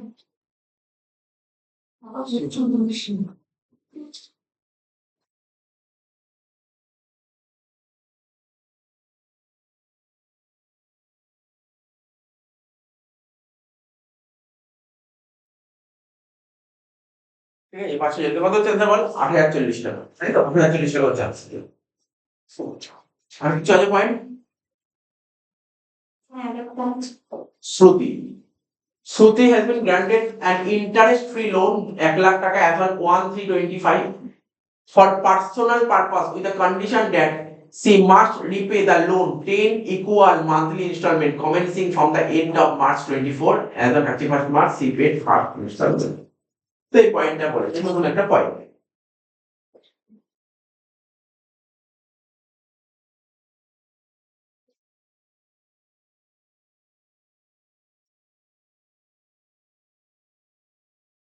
তাহলে দেখ কি হবে, শ্রুতি একটা ইন্টারেস্ট ফ্রি লোন নিয়েছে 1 লাখ টাকা, ঠিক আছে, অ্যাজ অন 1/3/25 লোনটা নিয়ে যাবে পার্সোনাল পারপাসে, 1/3/25 লোন নিয়েছে। কন্ডিশন ছিল যে ও 10টা ইনস্টলমেন্ট টাকাটা শোধ করে দেবে, 10টা ইনস্টলমেন্ট টাকা শোধ করে দেবে। প্রতিটা ইনস্টলমেন্ট কত করে দেবে? 1 লাখ টাকা লোন নিয়েছে, 10টা ইনস্টলমেন্ট টাকা শোধ করে দেবে, প্রতিটা ইনস্টলমেন্ট কত টাকা করে দেবে? 10,000 টাকা করে দেবে প্রতিটা ইনস্টলমেন্ট, তাই তো? ও লোন নিয়েছে কবে বল বল? 1/3/25 লোন নিয়েছে, তাহলে ওর কত টাকার উপর ইন্টারেস্ট হবে? কত টাকার উপর ইন্টারেস্ট হবে বলছে 10 monthly installment commencing first interest commencing from end of March 24। আমাদের বিবিএসিআর কত বল? 40%।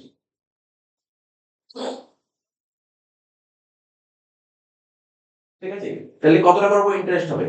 1 লাখ টাকা লোন নিয়েছিল, 10,000 টাকা ক্যান্সেল, তাই তো? 10,000 টাকা ইনস্টলমেন্ট হয়েছে ক্যান্সেল, তাহলে কত টাকার উপর ইন্টারেস্ট হচ্ছে? 90,000 টাকার উপর, 90,000 টাকার উপর। আমি একটা কথা বলেছিলাম, একটা নোট লেখা ছিল, কোথায় নোটটা দেখাচ্ছি।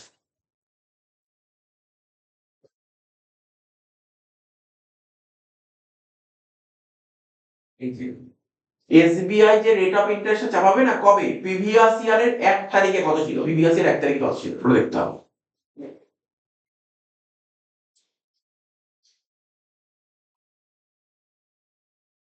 ঠিক আছে, তাহলে এখানে কত হবে 90,000 টাকা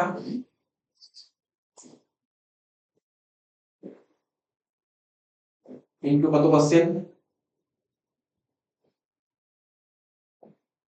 পার্সোনাল লোন ছিল এটা, কি লোন ছিল, পার্সোনাল লোন 15%, 15%, 90,000 ইন্টু 15%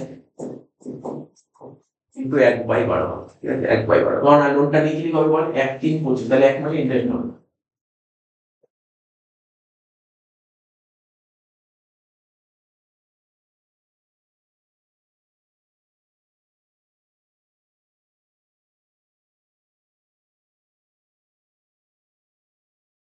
এগারোশো পঁচিশ, তাই তো?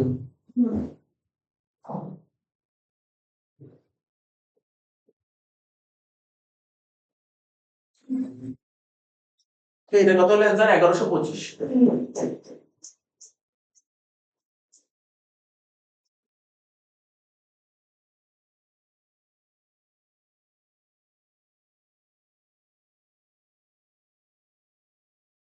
কিছু স্পেশাল পয়েন্ট আছে, কি বলেছে স্পেশাল পয়েন্ট গুলো পড়।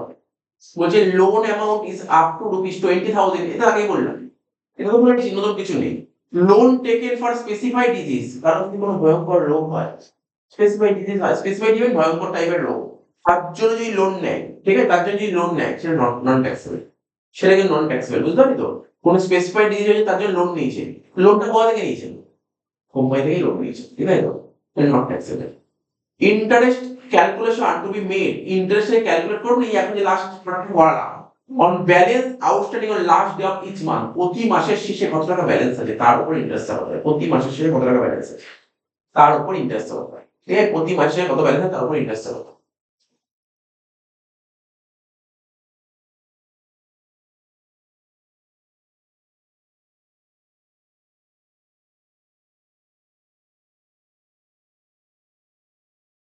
এই আমরা পড়াবো,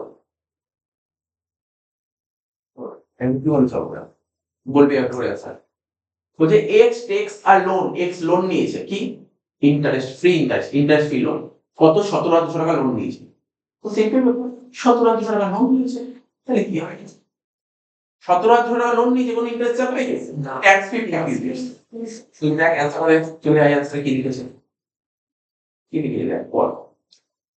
বলছে কি as the aggregate amount of loan taken by X from his employer does not exceed 20,000, purchases in respect of such interest free loan is not taxable in his hands. লাইনের মানে বুঝে গেছিস, কোনো সমস্যা নেই। সেকেন্ড কোশ্চেন, চারটে point আছে, second question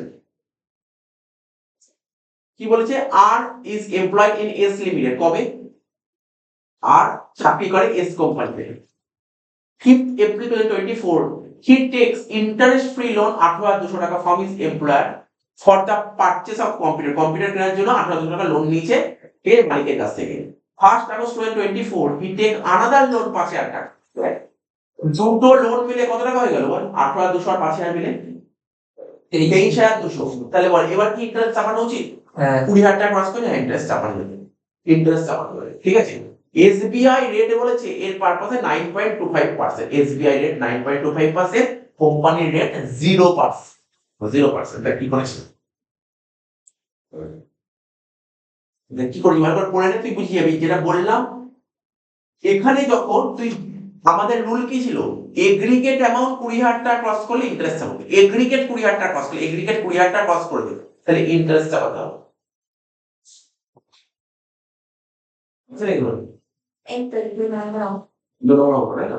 আচ্ছা। তাহলে কি বলেছে এখানে দেখ অ্যানসারটা, বলছে দেখ aggregate amount of loan taken by R from his employer, ঠিক আছে, আর নামক একটা এমপ্লয়ি কোম্পানির মালিকের কাছ থেকে লোন নিয়েছিল, ঠিক আছে, কবে, এপ্রিল 24 থেকে জুলাই 24, এপ্রিল 24 টু জুলাই 24, এখানে ডেট বলেছিল, দেখেন একটু, লোন নেওয়ার ডেট বলেছিল, দেখ লোন নিয়েছিল, এই যে লোন নিয়েছিল কম্পিউটার কেনার জন্য কবে, এপ্রিল মাসে লোন নিয়েছিল, তাহলে এপ্রিল 24 থেকে জুলাই 24, দেখ এপ্রিল 24 থেকে জুলাই 24, কারণ ওটা পরের লোনটা আগস্টে চলে এসেছে, ঠিক আছে, 20,000 টাকা, বাট does not exist 20,000 টাকা, but when he takes another loan 5,000 on 1st of 2024, the aggregate amount of loan 21 cross করে গেছে, hence interest on loan is taxable per person. Simple কথা বলতে তেমন কিছু কথা বলেনি। প্রথম লোনটা কত নিয়েছিল? 18,200 নাকি? প্রথম লোন 18,200 এপ্রিল মাসে লোন নিয়েছিল। সেকেন্ড লোন নিয়েছিল আগস্ট মাসে, তাই তো? তাহলে তাহলে দুটো মিলে টোটাল লোন কত হলো? 20,000 টাকা ক্রস করে গেছে, তাই ইন্টারেস্ট এত গল্প লিখে যাও, করতে হবে না। দুটো লোন মিলে 20,000 টাকা ক্রস করে ইন্টারেস্ট আসবে। এবার দেখ কি বলেছে, লেন্ডিং রেট এসবিআই রেট কত? 9.25% পার annum, ঠিক আছে তো? therefore the value of partnerships ঠিক আছে taxable in the hands of R কি করে হচ্ছে? 23,000 লোন কত? 23,200 টাকা। কত পার্সেন্ট ব্যাংকের রেট? 9.25%। ক মাস? 8 মাস ছিল। অঙ্কটা দেখ ক মাসের ছিল, ক মাস ছিল লোনের উপর ইন্টারেস্ট। এই 8 মাস বুঝতে আসলে এটা বোঝাও, এই 8 মাস বুঝতে আসলে 8 মাসটা বোঝাও কেন 8 মাস হলো। তুই লোন নিয়েছিলি এপ্রিল মাসে, এপ্রিল মাসে কত লোন নিয়েছিলি? এপ্রিল মাসে 18,200। তো এপ্রিল মাসে 18,200 লোন নিয়েছিলি, তাহলে কি বলেছিলাম? 20,000 টাকা ক্রস করলে ইন্টারেস্ট চাপাতে হবে। তাহলে 18,200 এর উপর সেইভাবে ইন্টারেস্ট চাপাতে হবে। 20,000 টাকা ক্রস করেছে কোন তারিখে? আগস্টে। আগস্ট থেকে ইন্টারেস্ট চাপানো শুরু, ঠিক আছে? আগস্ট থেকে, দেখ আগস্ট থেকে ইন্টারেস্ট চাপালে কত ধরে 8 মাস হচ্ছে, বুঝলেন? ধরে 8/12 না? এই অঙ্কটা ভালো পয়েন্ট ছিল, পয়েন্টটা ভালো পয়েন্ট ছিল। আমরা আগে এরকম অঙ্কে কি দেখলাম যে 20,000 টাকা ক্রস করলে ইন্টারেস্ট চাপাতে হবে, কিন্তু কোন ডেট থেকে ইন্টারেস্ট চাপাতে হবে সেটা তো দেখিনি, সেটা দেখিনি। যেই ডেটে 20,000 টাকা হচ্ছে সেই ডেট থেকে ইন্টারেস্ট চাপাতে হবে।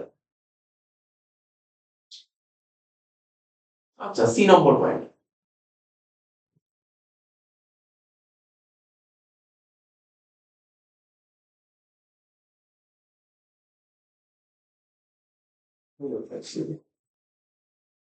কি বলেছে দেখেন, বলছে M limited gives house building, ঠিক আছে? M limited gives house building loan 2,52,000 টাকা to mister X. M limited এত টাকা লোন দিয়েছে এক্স, ঠিক আছে? ওয়ান অফ ইট এমপ্লয়ি এত তারিখে the concessional rate of interest কত? এটা 1.65%, কত? 1.65 1.65%, ঠিক আছে? পারে না। Per terms Mister X to pay 84 monthly installment. বলেছে এক্স কি বলেছে, আমি এই 2,52,000 টাকা নিলাম, আমি টাকাটা শোধ করে দেবো 84 খানা ইনস্টলমেন্টে দেবো। 84 ইনস্টলমেন্ট, বুঝছো তো? তাহলে প্রতি মাস মানে প্রতি মাসে কত করে দিল? 3,500 টাকা, ঠিক আছে? 84টা মান্থলি ইনস্টলমেন্ট 3,500 টাকা ইচ। স্টার্টিং ফ্রম ইনস্টলমেন্ট দেওয়া শুরু করবে কবে থেকে? আগস্ট মাস থেকে। তো কবে নিয়েছিল? ও লোন নিয়েছিল এপ্রিল মাসে, কিন্তু ইন্টারেস্ট দেওয়া শুরু করবে August. To his employer for such loan, assuming that repayment is made regularly as per terms, SBI rate ছিল 8.65%। কিভাবে করতে হবে দেখেন এটা,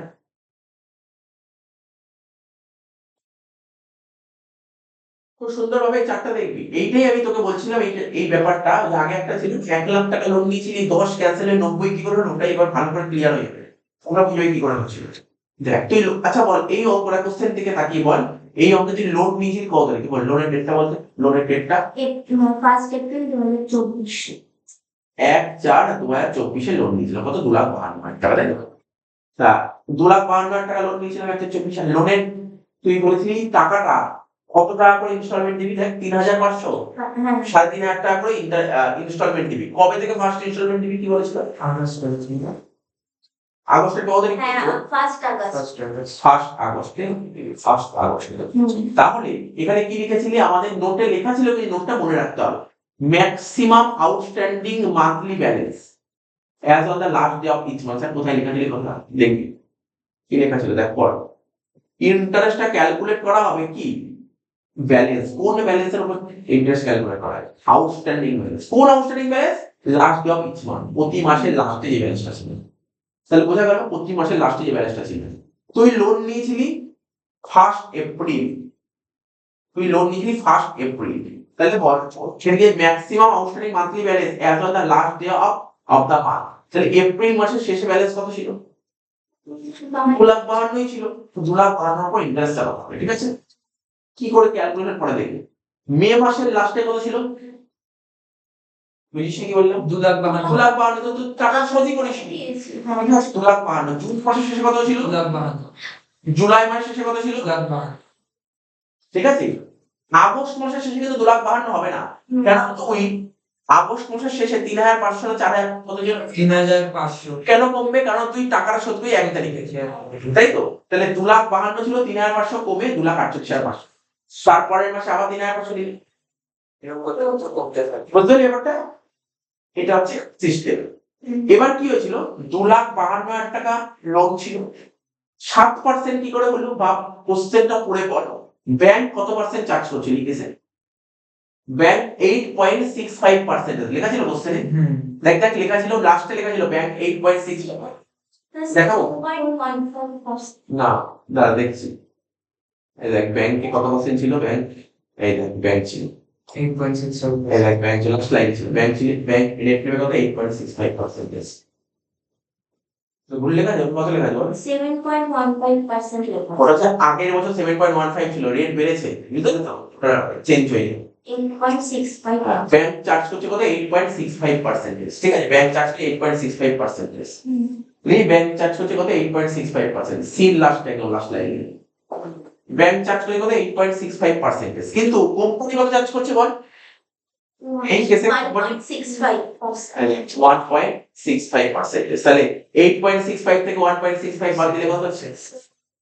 7%। বুঝতে পারলি ব্যাপারটা? সব করা 7% করে হবে, ঠিক আছে? সব করা 7% করে হবে। অ্যাকচুয়ালি এটা কি কি কেন হলো? বিল্ডিং লোন এই পিপিএসসি এর কত হবে? স্টেট ব্যাংকে 8.65। বিল্ডিং লোন এই বছর চলছে 8.65%। ঠিক আছে, এসবিআই ব্যাংক কোম্পানি তো যা খুশি নিতে পারে, ঠিক আছে? কোম্পানি মানে ব্যাংকে কি রেট চলছে এখন? 8.65% চলছে ব্যাংক, ঠিক আছে? তাহলে কতটা বেনিফিট হলে? 7%। স্যার এখানে 1/12 কেন? কারণ তুই প্রতিটা মাস আলাদা করে করছিস, তাই 1/12। তাহলে তো নিশ্চয়ই আর কোনো সমস্যা নেই। 16,905 কি করে হয়েছে? কোনো ডাউট নেই, ঠিক আছে? বোঝা গেল এই পয়েন্টটা? এই এরকম পয়েন্ট দেবে না পরীক্ষায়, এবার আমি করিয়ে দিলাম, ম্যাক্স টু ম্যাক্স দিয়ে দিলাম, করিয়ে দিলাম। সমস্ত প্রফেশনাল কোর্স এরকম দেয়। লাস্ট পয়েন্ট কি বলছে? D takes a loan 2 lakh টাকা, মালিকের থেকে 2 লাখ টাকা লোন নিয়েছে এত তারিখে 15 এপ্রিল 2024। কেন? Medical treatment of his wife, তার ওয়াইফের মেডিকেল ট্রিটমেন্ট করার জন্য লোন নিয়েছে। তার ওয়াইফ কি আছে? ডিজিজ, তার রোগ হয়েছে, কি রোগ? Specified in rule 3A। Rule 3A তে যে সমস্ত রোগের কথা বলা আছে সে তার মধ্যে কোনো রোগ পড়ছে, এটা স্পেসিফাইড ডিজিজের মধ্যে পড়ে। মানে রুল 3A তে স্পেসিফাইড ডিজিজের কথা বলা আছে। আর কি বলেছিলাম? স্পেসিফাইড ডিজিজের জন্য যদি কোনো লোন নেওয়া হয় তার উপর কোনো ট্যাক্স পে পারতে লেখা ছিল, কিন্তু স্যার কোথায় লেখা আছে? এটা লেখা ছিল, কোথায় লেখা ছিল? পরপর loan taken for specified disease, specified ডিজিজের জন্য কোনো লোন নেওয়া হয় তাহলে কি নন ট্যাক্সেবল, ঠিক আছে? তো তাহলে তো নন ট্যাক্সেবল হবে না। আচ্ছা, এইবার আমি একটা কথা তখন বলিনি, এইবার বলবো এই কথা।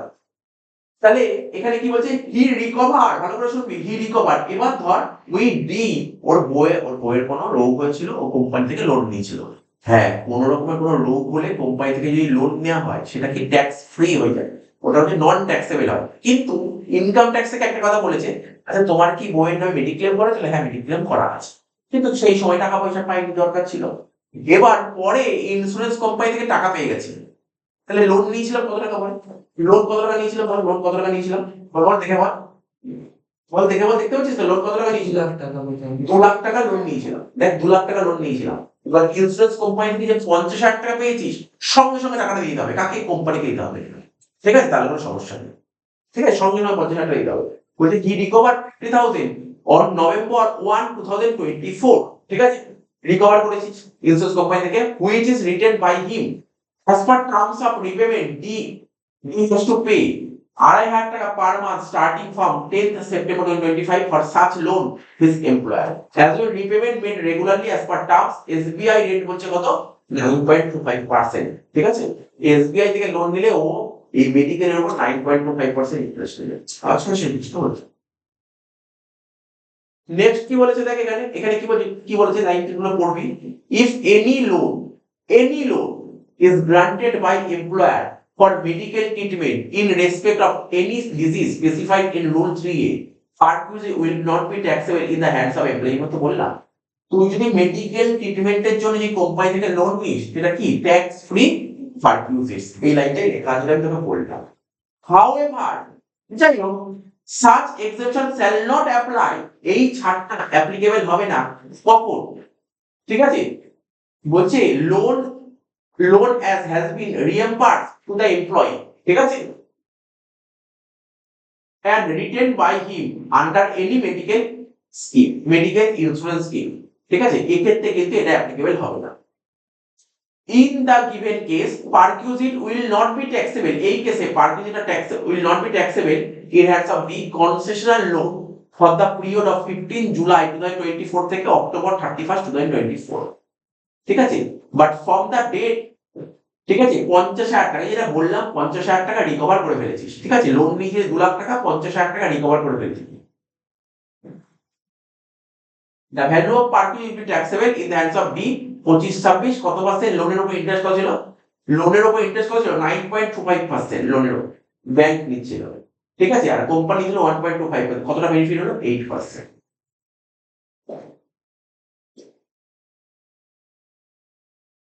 ঠিক আছে, তাহলে কোন টাকার উপর ইন্টারেস্ট নিচ্ছে দেখিস তো?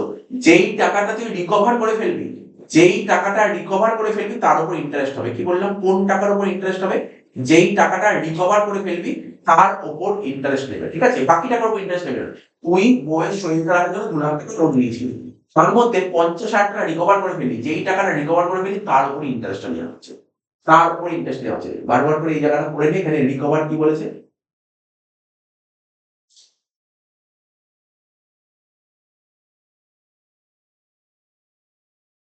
এই যে এখানে বলছে এই কথাটা বলেছে যে 50,000 টাকা বলছে, বাট দ্য ডেট 50,000 টাকা recovered by the from insurance company, ঠিক আছে, the parties loan is taxable. এই 50,000 টাকার উপর ট্যাক্সেবল, এই 50,000 টাকার উপর ট্যাক্সেবল, এটাই বলতে চেয়েছে। তাহলে তুই বল, তুই 50,000 টাকা রিকভার করলি কোন তারিখে? দেখ ডেট বল। November 1. নভেম্বর 1 এ রিকভার করেছিস। এবার তুই কিছু ইনস্টলমেন্ট দিয়েছিস, দেখতে এখানে লোনের উপর ইনস্টলমেন্ট দিয়েছিস কত টাকা? 2,500 টাকা, 2,500 টাকা per month starting from September. Starting তাহলে তুই ইএমআই দেওয়া শুরু করলি কবে থেকে? বল 2,500 টাকা কবে দিলি? সেপ্টেম্বরে, সেপ্টেম্বর 10 তারিখে দিলি। তাহলে সেপ্টেম্বরে 10 তারিখে দিলে তাহলে 50,000 টাকা 2,500 টাকা বাদ দিলে কত হচ্ছে? 37,500। তারপর আবার আর একটা দিন কত হলো? 45,000। তারপর আবার আর একটা দিন 42,500। এইভাবে তো কন্টিনিউ করতে হবে, ঠিক আছে, এটাই বলছি সিম্পল ব্যাপার। মানে এখানে কি বলতে চেয়েছে, তুই যদি মেডিকেল ট্রিটমেন্টের জন্য যদি কোনো লোন নিস, মেডিকেল ট্রিটমেন্টের জন্য কোম্পানি থেকে লোন নিস, ওটা কিন্তু ট্যাক্স ফ্রি। কিন্তু যদি ইন্স্যুরেন্স কোম্পানির টাকাটা রিকভার করে ফেলিস, যেই টাকাটা রিকভার করবি তার উপর কিন্তু ইন্টারেস্ট হবে, ঠিক আছে, সিম্পল কথা বলছি। এই তো ছিল, এই ছিল। তো এখান থেকে যে রুলগুলো বলেছিল, রুলগুলো বেশি ইম্পর্টেন্ট, বাট এই সমস্ত অঙ্ক ইম্পর্টেন্ট খুব একটা নয়। পরে দেখবেন তাই মোটা মোটা অঙ্ক করো, যেরকম 15 নম্বর অঙ্ক আসে, ঠিক আছে।